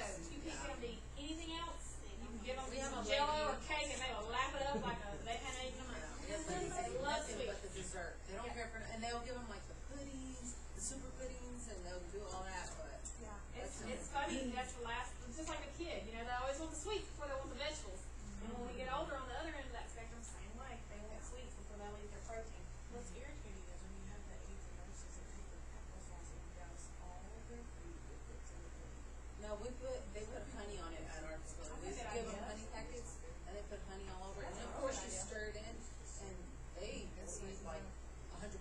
That's a good idea. You need to write that as your change. Alright, so anyway, like I said, those are just things, to keep in mind. They're gonna have constipation again because they're not moving around as much or they're not eating or drinking enough. Like we're on a routine. We're up, we get to drink ad lib, we get to eat, we get to move. They don't have all that, so their bowels lock up sometimes. Or the medicines they're on can make them constipated. And then fluid and electrolytes again because they're not drinking enough. They'll have balance and, low balance and of course high fall risk. And then you just have to be real careful with them. They get real confused. If it's a sudden change though, that should click in your mind that maybe they got a UTI, maybe they got a bladder infection, that fever's run up and now they're getting confused. Whereas before, yesterday, they've always been with it, they weren't ever this confused. So check their temp. They might be low on oxygen. That's what hypoxia is, hypoxia, and that means low oxygen. Maybe they've got some fluid building up in their lungs and they're not getting enough oxygen, so it's making them confused. But definitely, like we were talking about, with the restraints and stuff, they're going to be at fall risk, so you got to be extra careful with them because we can't even put a daggum side rail up anymore hardly. So just make sure that you're keeping those in mind when you go to clinicals. And most of y'all have already worked with those type patients, so you know. But that's just something we get in habits as humans, and we forget that those little simple things that we just see every day could be the UTI. So you got to always be thinking. It's not just going to become a habit for you. You want to make sure you're thinking. Okay.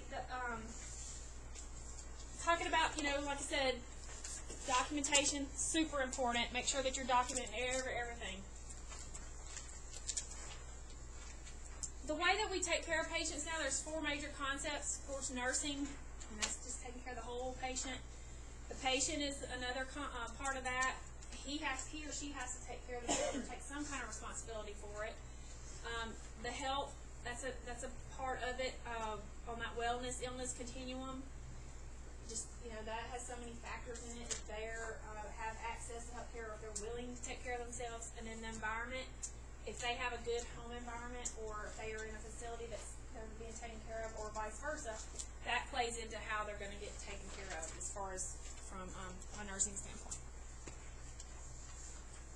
We know that our role as a nurse is influenced by the Nurse Practice Act.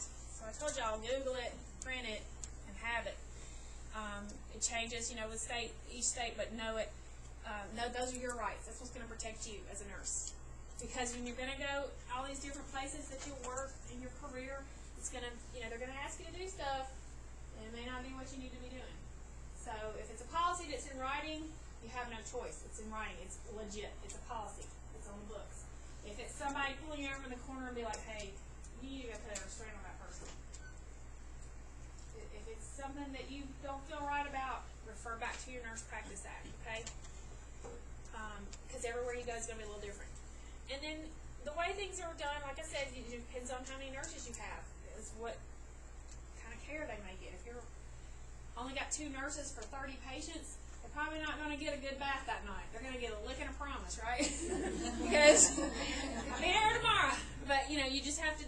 It depends on your shortage and how many staffing you have is kind of how the care that they get. And I hate to say that, but that is a reality in nursing. Is we always can't give them 100% care. We have to give them what we can give them. And it's sad because, they deserve the 100%, but it's hard to deliver that when you're at shortage. Okay, provide direct services under supervision of the RN. You're going to be educated to provide safe, responsible, effective care. That's what we're going to do for y'all, and then you will, in turn, be that mentor for somebody one day. You'll be that nurse that they look up to, like I had somebody that I looked up to. And then you're just going to have those basic therapeutic, rehab, and preventative care techniques that we're going to teach you so that you can provide all care in all types of settings.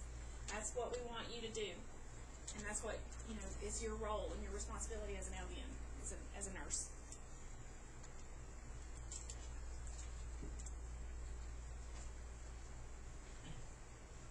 This is kind of what we talked about earlier. Y'all are already on to this. You've already taken that big step, and you're here now, and you're already learning so much knowledge and skills that you're going to need to be providing care, be a caregiver. You're going to graduate from a state-approved program. You're going to take your NCLEX, and you will pass. And then you're gonna acquire your state license to practice, and then you're gonna be an awesome nurse. Those are your goals, right? That's what you need. That's what you want. Those are your objectives. And then this is just remember the organization that gives you the responsibilities and roles of the LVN, LPN. You always want to be professional, and you are accountable. If you charted it, you better have done it, because if you didn't, you're in trouble for falsifying records, and you always have to be accountable. There's always going to be somebody checking on your license, checking on making sure you did your meds right. There's just tons of checks and balances to make you accountable. You need to be an effective communicator, like we talked about. This is a team thing, and during your rotations or your rounds, if you see something that needs to be done, you need to tell your teammates, your CNA or your nurses, or hey, this patient needs this. And you make a call. Or hey, this patient needs a big bath tonight. They had a bad bowel movement earlier and it didn't get clean. Can you help me out? That's communication. You always work together. Collect and communicate all your data. Like we said, we talk to the patient, we talk to family members, we talk to the other nurses that just had that patient from the shift before us, and then we tell the nurses that are coming on what we did. So it's always a source of communication, and we're always working together as a team. Can't stress to y'all enough how important that is. It's so hard to do it by yourself. You got to be a team player. You want to make sure the plan, you're following the care plan, and we're going to go over that in another class, and make sure that you're demonstrating the care that you want to demonstrate. You don't want to be that person that is not a good nurse. You want to do the best you can do for every patient and demonstrate that. Implement your patient care under direct supervision of the RN or your physician or your dentist. Some LVNs end up being in the dentist's office. If they're doing special procedures, you can even work there as a nurse. But you're always going to have that supervisor that you can go to, okay, if you ever feel weird about something. All right.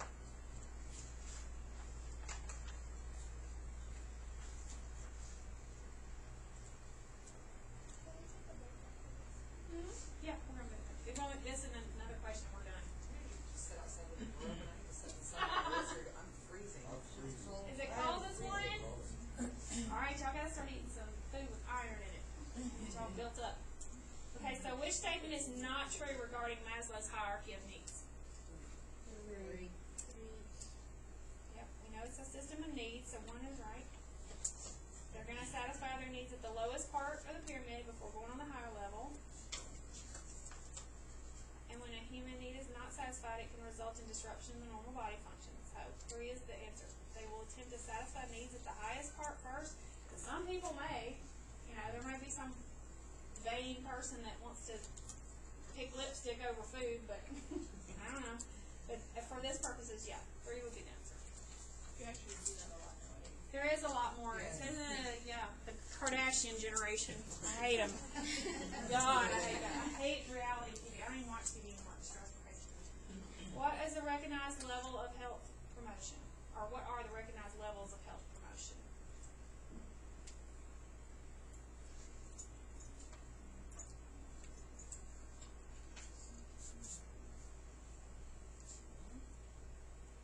That was just a slide that had those. 3.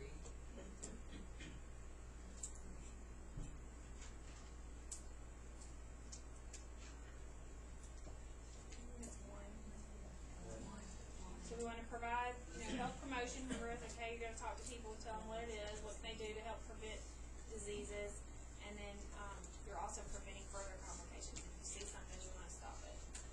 Tell them how to do it correct. Okay. So that's just kind of a good basis. Like I said, this is your first lecture for basic nursing. Kind of know your history, and then now you know what you're going to be up against, right? Yeah, hard career. These people need our help, and that some of them want it and some don't. Okay, so when we go to skills lab, I'm going to give y'all this because we're going to start doing skills tomorrow, but I'm going to give you this now. This is another handout, and this is real easy to remember, and it sounds real basic. Later on, you're going to laugh, you're going to be like, oh, I can't believe we did that. It's so basic. But you need to know it now. When you're doing your physical assessment as a nurse, when you're doing your head-to-toe assessment on every patient, you will have to do that. That's how we know what's wrong with them when we first go in, and we know that something's changed by the time our shift's over. So, the tools that you have is not just just your stethoscope and your pen line, your O2 sat, your best tools are right here. Your eyes, because you're going to see with your nurse's eyes what's going on. You're going to watch the respirations. You're going to look at their skin color. You're going to use your eyes. You're going to use your hands because we palpate, we feel around, we see if they're tender anywhere. And we also, nurses are really known as being literally hands-on, but that's a big thing is to provide comfort. You can just put your hand on somebody like this and just sit there and cry with them. Don't have to say a word. You just put your hand on them, and that is one of your best tools, providing comfort. Percussion, again, that's where we're going to tap around and see on their lungs or the belly to see if they're tender and hear different sounds. And then, of course, you're going to have your ears. That's your other tool. So listen to your patient, number one. Listen to what they're telling you, and then use your stethoscope to listen to their body. Okay? But listening is a huge part of nursing. I think y'all do get a skills pack. You didn't get one? We need two back here. Okay. I'm gonna make this one. I thought Here, I got it right here, I got you. he's holding us up again. So just remember that, you know, and we'll go into that with when y'all do your thing. And then here's the last thing. The nursing process, I'm gonna give you this now so that y'all can have it to read. And we'll talk about it later about how we do the nursing process. What are the steps to being a nurse? And that's it, okay? So we'll go over that after the break. So I'd like to take a break.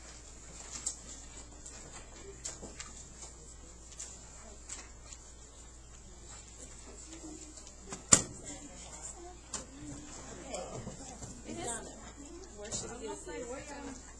Maybe a little coffee bar back there? Oh, it has to be close to. Even got That's what I was telling you. That's it. I want to send them and grab the,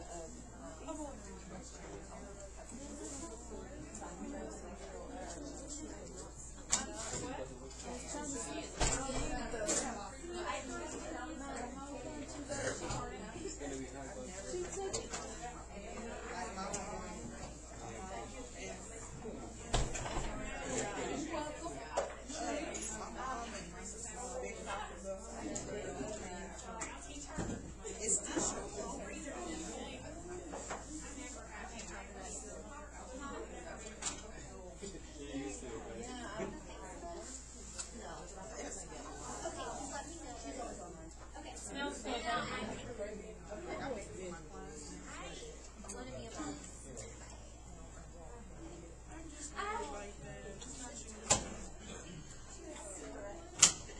And the last two pages are gone as skills. Oh, and you just keep it together. We're just gonna talk about it. Yeah. I finally organized me a little bind. You're getting organized, huh? Good. Here's a stapler for me. I gotta find out where all my markers went. Somebody hijacked it. Yes, I had a whole bunch of the good ones I bought at Walmart when they come back to school. Half price. You said these two last papers you gave me are for skills. Yeah, just but you can have them because you're gonna use it for all of it. Just know that your eyes, your ears, your hands, you know, are part of your tools.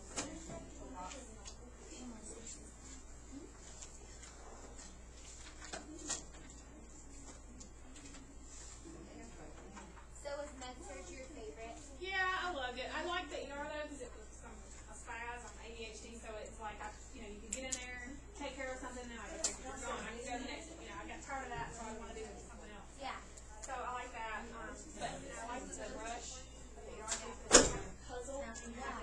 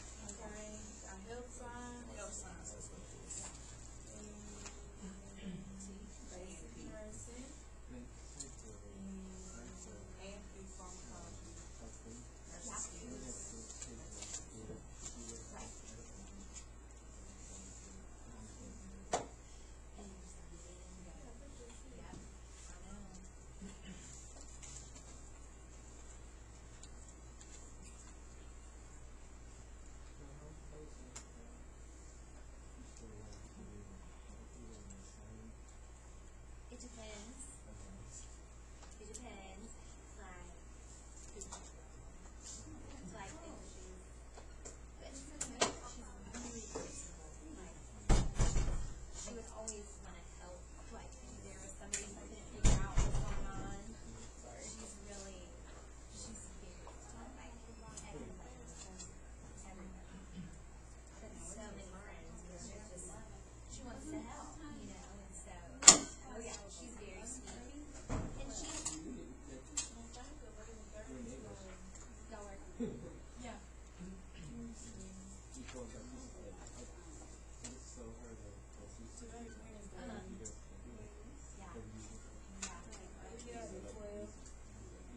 Oh yeah. I bet. What school is she going to?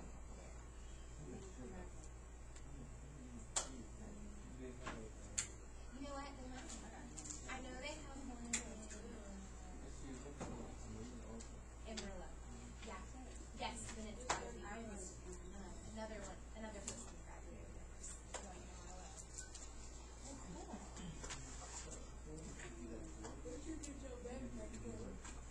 Wait, like in school? Well, I stopped school. Yeah. I know South Plains is where we're going. And their professors say they're just so good. And so I ended up, like, for a while, I was like, I don't, this is not, I don't want to be like that. So I worked just for a couple of years, and then but I worked, while I was in school, I worked at Grace Hospital as an aide, and then when I decided to, like, take nursing, I worked as, in insurance. You know, but, and I also worked in insurance. I worked with kiddos, and so, now I don't have. So, I get it done. I wait, like, I was worried that maybe I would be too much, like, when I get later in my pregnancy, I didn't want to be overwhelmed.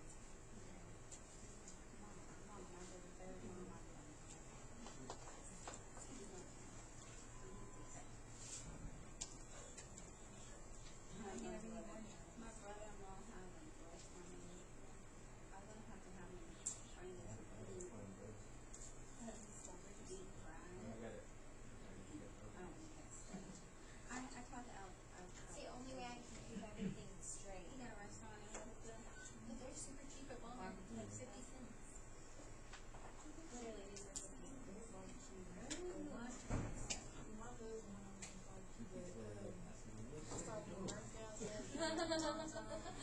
What are you doing? What have you been up to? Are we supposed Okay, I'm totally jealous because the student break room, y'all have a brand new flat screen in there with couches, your own microwave and stuff. I'm so jealous. So if y'all, it's down there. in the corner? Super nice. Like, still on this road, the last one at the corner, you go in, and it's not Walmart, right? So that way you don't have to leave. They have a microwave in there. You want to bring your lunch and heat stuff up. They have a fridge in there so you can store it in there. It's time to eat lunch and don't leave your parking. I don't even smell it, yeah. It's beautiful. It's like awesome. Little couches. Yes, I'm like so comfortable.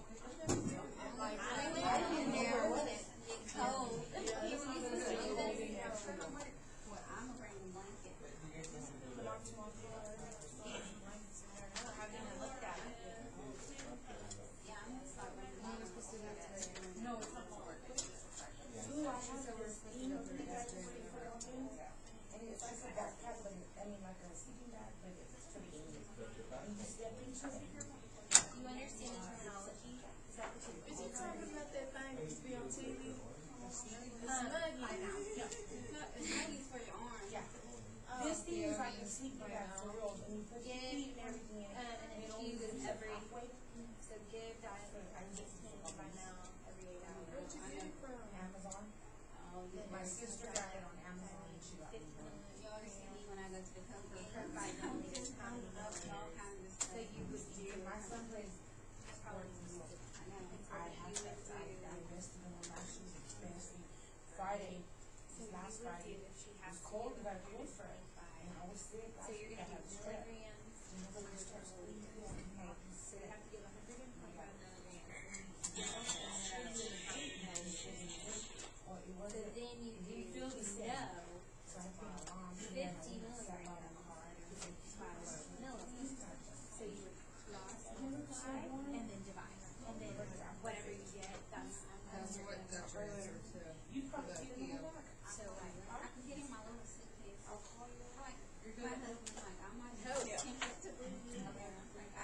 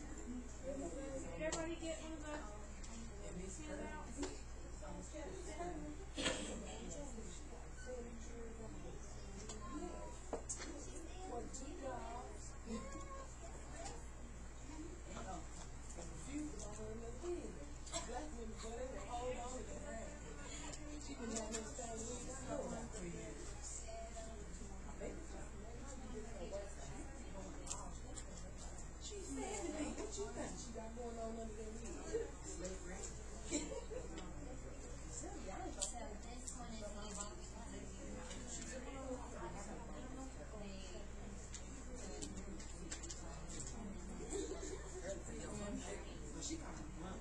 So this one is easy because of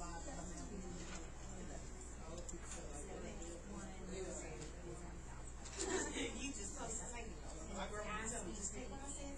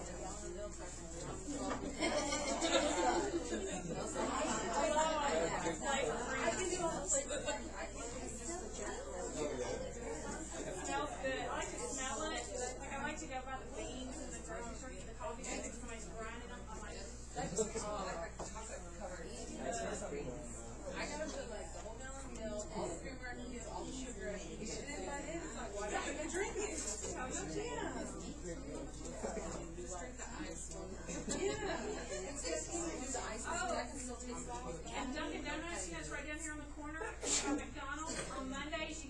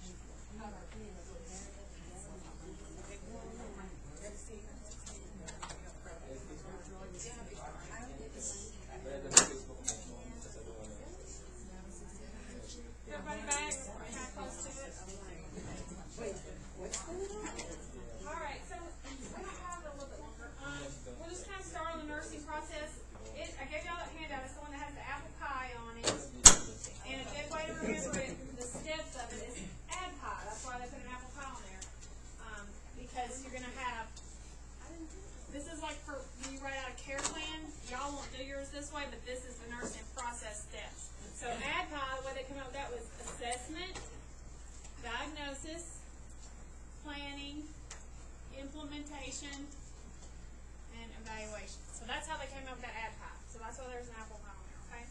Those are the steps that you're going to do as a nurse. Did you not get one? Oh, sorry. Those are the steps that you're going to do as a nurse to get, to take care of your patients. And those are for a care plan.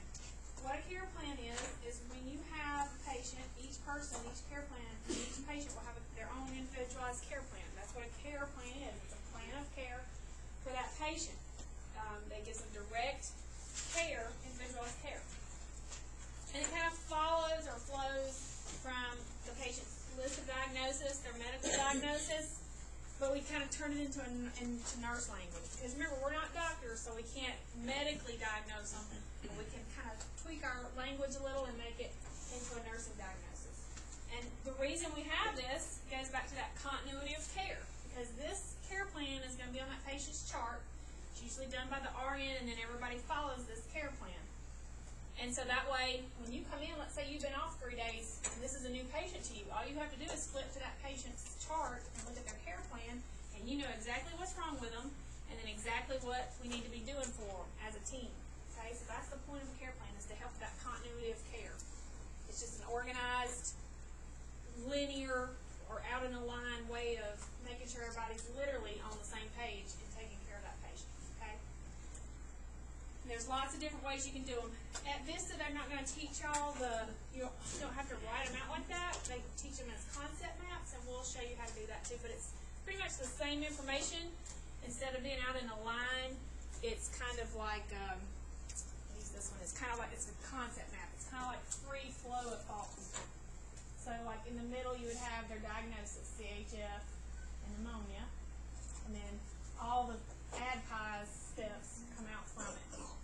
So that's kind of the way they do it here, but in essence, it's still the same information. So we're just kind of going to go over it this way just so you kind of understand the steps and what they are, and then later you'll start applying it in that kind of form. Alright, so let's say we have our patient, a little old lady, elderly lady, and she has CHF, congestive heart failure, and pneumonia. That's her medical diagnosis. So what we're going to do, we always come in and we're going to assess our patient. Remember, I gave you the toolboxes that tells you what you're going to assess for. So the first thing we do is we look at her. And anybody that's ever had a patient with pneumonia, what do they look like? They're laying flat in the bed? No, they're sitting up. Why are they sitting up real high? They can't breathe. So shortness of breath. So we're going to notice that she has shortness of breath, SOB. And then, so then you can look at her skin color. They're not real bright and pink and healthy looking, are they? They're usually real pale or kind of a dusky blue. So we're going to put paleness or pallor. That's the same thing as paleness. And then, so we're looking at her with our eyes. Her color's bad. We see that she's having rapid respiration, so we can put increased respirations. And we've done that with just our eyes. We haven't even laid a stethoscope on her. So now we can look at that. And shortness of breath, you know, with talking, like she can't even answer you. She's so short of breath. So now we're going to put our stethoscope on her. And we're going to listen to her lung sounds. And we'll teach y'all how to do that. But let's say we listen to her lung sounds and they're wet. So you would put or decreased lung sounds, meaning she's got lots of, there's not air moving, it's wet, so there's fluid in there. Decreased lung sounds, so you would put that because you've listened to upon auscultation. That means you've listened with your stethoscope. And then we have a little thing that you can put on their fingers to check their oxygen level. It's called an O2 sat, and it should be 97 to 100 is what you want it to be, just a normal healthy person. Anything under 90 in this kind of situation is alarming. So let's say her O2 sat, we check that because that's a way that's just like checking a temperature or blood pressure. It's a way that you can measure what's going on inside our body. You use an O2 sat, which should be PO2, and let's say it's 89%.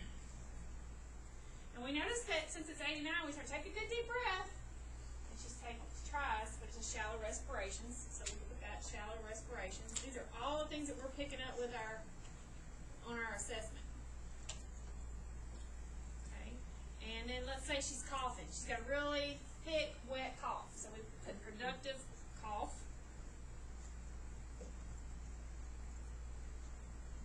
Okay. And it's what color? We want to know what color is it. Did you ever think you'd want to look at snot or loogies and assess it thoroughly? Let's say it's yellow or maybe green. Yeah. So thick yellow, green, wet, sputum. So thick, green, productive cough, wet cough. And that's part of it. You have to describe what you're seeing. Okay, so all of that is just us going in there and kind of looking at her and listening to her and talking to her for the first minute, right? You can see all that. You can assess all that. And you can have different kinds of assessment. This would be objective, meaning that's what we saw. You can have subjective assessment, which is what she told you, the subject told you. Your patient said, you say, how are you doing today? I'm not doing good at all. It's hard to breathe. So in quotes, you would put, states hard to breathe. So that's her subjective information. That's what she told you. So you can have subjective, which is what patient or family members tell you, and then you can have objective, which is what you have seen or done with your eyes and your tools. Okay? So that's how you start with. You want to do the assessment of the nursing process. Okay, this part of being a nurse, you go in, the first thing you're going to do is always assess your patient. Okay? And there'd probably be tons more stuff you could put, just whatever. And this is what you would chart on too. When you go to chart on your patient, you would say, all of these things is what you found. Right? So now for her diagnosis, let's say she has, and remember, there's lots of ways you can write things. There's NANDA. There's a whole list of NANDAs. We're not going to teach you all those, but you would just put impaired gas exchange. Good, because obviously she's got that thick, nasty stuff. Instead of the oxygen being able to go across the lungs, that thick, wet, nasty mucus is in there, so it's impairing her oxygen or her gas exchange. So impaired gas exchange related to thick respiratory secretions. Just say that for now. You can word it lots of different ways, and it's going to change depending on your patient. She may have just had COPD, or she may have had something else happen, a blood clot. But you can always add impaired gas exchange, and you put why. Why is this patient having impaired gas exchange? Well, we know she's got that thick, wet, productive cough, so that's what we put for her. Okay? And so then you would move on to our plan and our goals. Obviously, what's our first plan or goal that we want this patient to do? Oxygen. We want her to be able to breathe, right? So we're going to put maintain, the patient will maintain adequate respiratory status. Something like this. You can word them. They're always going to be worded a little different because you're going to have, like I said, every patient's different. As evidenced by increased O2 sat or O2 sat within, let's see, 90% or higher, greater than 90%.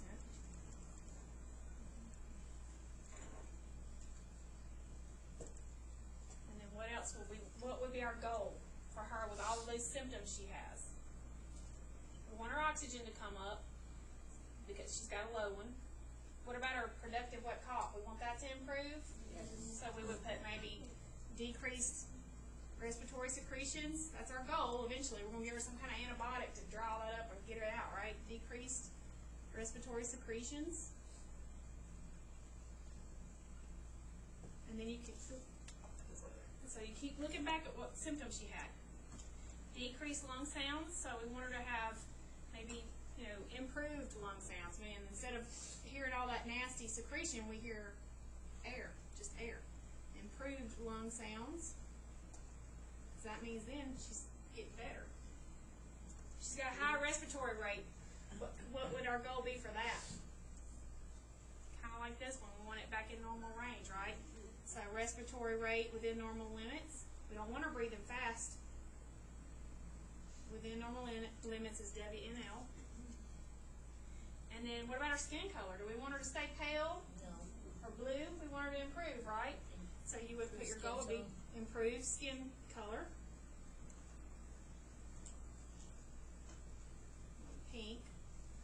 her mucous membranes won't be blue. She's going to have that good color and capillary refill. And then shortness of breath and shallow respirations, we've already talked about that. Should have better improved lung sounds and respiratory rate. Okay? So you see how that's why you start at your assessment, because this is your clues that you're going to pick up from your patient.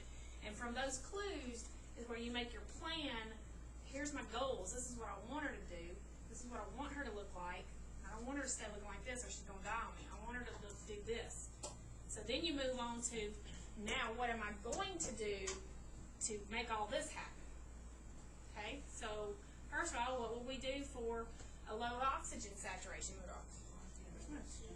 O2 for nasal cannula, or however for mask, however the doctor ordered it. Okay, so we're going to give her oxygen. That's a simple thing we can put on there with an order. Decreased respiratory secretions. How do you get her to have less respiratory secretions in her lungs? What do you make her do? Make her cough. So we're going to make her turn, cough, and deep breathe every 1 hour. So every hour you're going to go in there and say, okay, Ms. Robinson, it's time for you to take a deep breath. And I'm going to, yeah. And you're going to say, yes, ma'am, I need you to. And they get all that yucky stuff out. And then you make sure they have plenty of tissue and a little emesis space and whatever they need, because you don't want to go in there for 5 minutes when she's coughing. You want her, to have what she needs and then let her clear it out. Okay? Would I want to give somebody like this any kind of cough suppressant or cough syrup? No, why not? It won't get out, will it? It might make her feel better. She's mad because she's coughing and she's hurting and she's sore everywhere, but she needs to get that stuff out, doesn't she? So we don't want her to have any kind of cough syrup or cough suppressant. We want her to breathe deep. And then maybe for this one, improved lung sounds, there's a little machine or a little device, and we have some in the lab.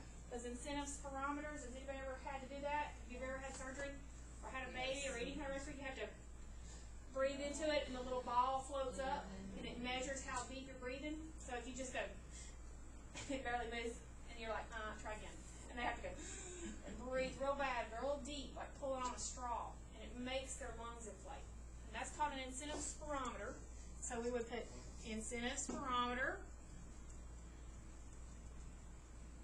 every 1 hour. So when you go in, after you make her cough, then you got to make her do that. She's really going to hate you.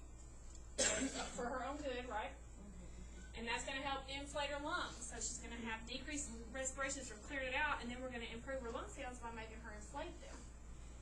And then her respiratory rates within normal limits, we're going to continue to monitor that. So we would monitor respiratory rate, effort, status, every 1 hour, however many, whatever you decide, depending on how severe she is. And then improve skin color. Now monitor her O2 sat, which we've got up here. And so we're going to monitor her O2 sat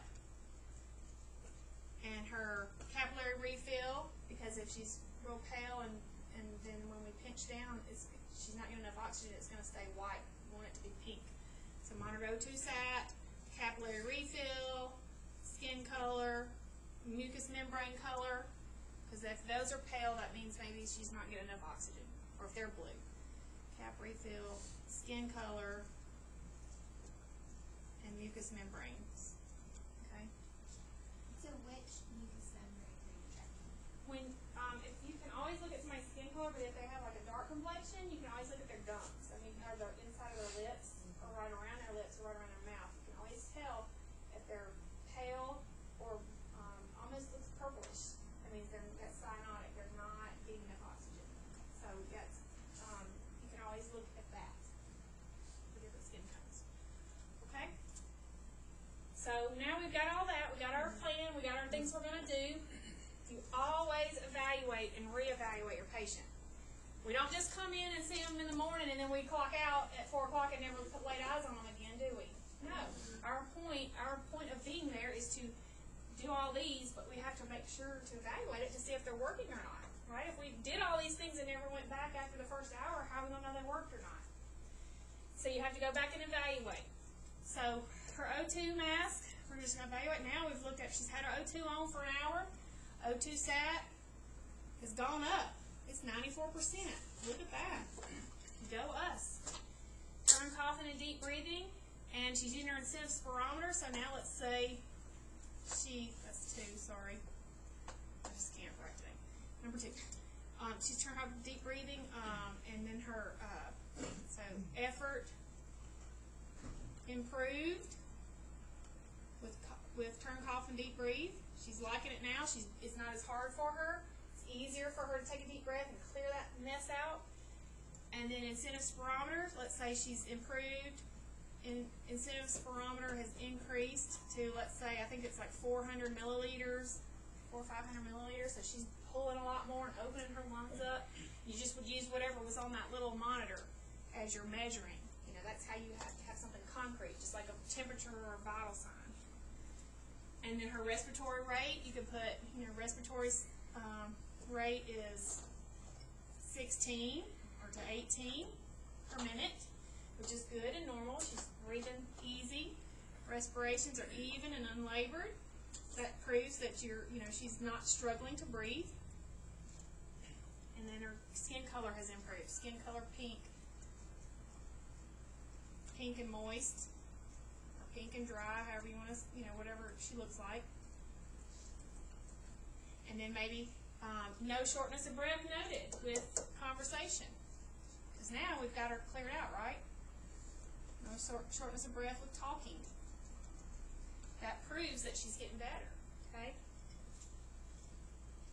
So y'all see how you have to it just kind of feeds off itself. You start with your assessment, you come up with a plan of things you're going to do, and then you do them, and then you reevaluate to see if those things work or not. Okay? Y'all just wrote your first care plan. Yay! And so you'll have one of those for every patient, and they'll have one for each diagnosis they have, okay? And some people have a lot, so they'll have a lot. But you can kind of triage by what's most important. Is this every time you admit somebody, or Yeah, the RN, when they come in, they'll always have an admission care plan. The RN does that, and she makes these care plans out, and then they'll be on their chart, and that's why you would look at it each shift and follow it to make sure those things are being done. Now, let's say she's been here 3 days, and she no longer has any of this stuff. She's now so much better. Her oxygen's at 99%. She has no secretions anymore. She is not even having to use her incentive spirometer. She's ambulating in the hall. She's doing chair aerobics. She feels so good. And then her skin's all normal and no shortness of breath. So we've gone back, and reevaluated again, and she's completely better. So then you would DC this care plan. She is completely resolved. She's taken all her meds, and so you would DC it on today's date or whatever date it was that because that's resolved. The problem's resolved. But let's say we went back and it was not better. Her oxygen was 86. Then you would have to do other stuff and change it up. So that's why you always have them on their chart, and that's why you always refer to it every shift for every time you're taking care of them, because day to day they could change. They could get better. We hope they are, but they could also be getting worse. So you always look back to see. And so in your charting, where you chart, you would refer to that and say, O2 sat today, 99%. Bilateral breath sounds clear. You're going to be charting what you found in your evaluation. Does that make sense to everybody? It's really, really easy, and the more you do them, it'll just stack right together. But that's basically the nursing process. You go in and you assess them, you look at their diagnosis, and you can make a nursing diagnosis. You plan for them, you implement them, or what interventions you're going to do. That's things you're going to do for your patient, and then you evaluate. And that's what ADPI is. That's the little way to remember it, ADPI. Okay? Y'all feel good about that one? I'm not going to make you do your own yet. Maybe later. I'll give you the diagnosis and you have to do them. We had to do those clinical before we even got to clinical. It was awful. We had a dozen. Alright, so that's basically the nursing process. And then as you go along, you'll get used to it, and you'll know it. You won't even have to look at that, because you'll know what to do in your head for that kind of patient. And you'll have all of that down pat, and you'll already know how to write them and to follow them and how to chart about them. So it'll be pretty easy. Okay. Any questions on anything so far?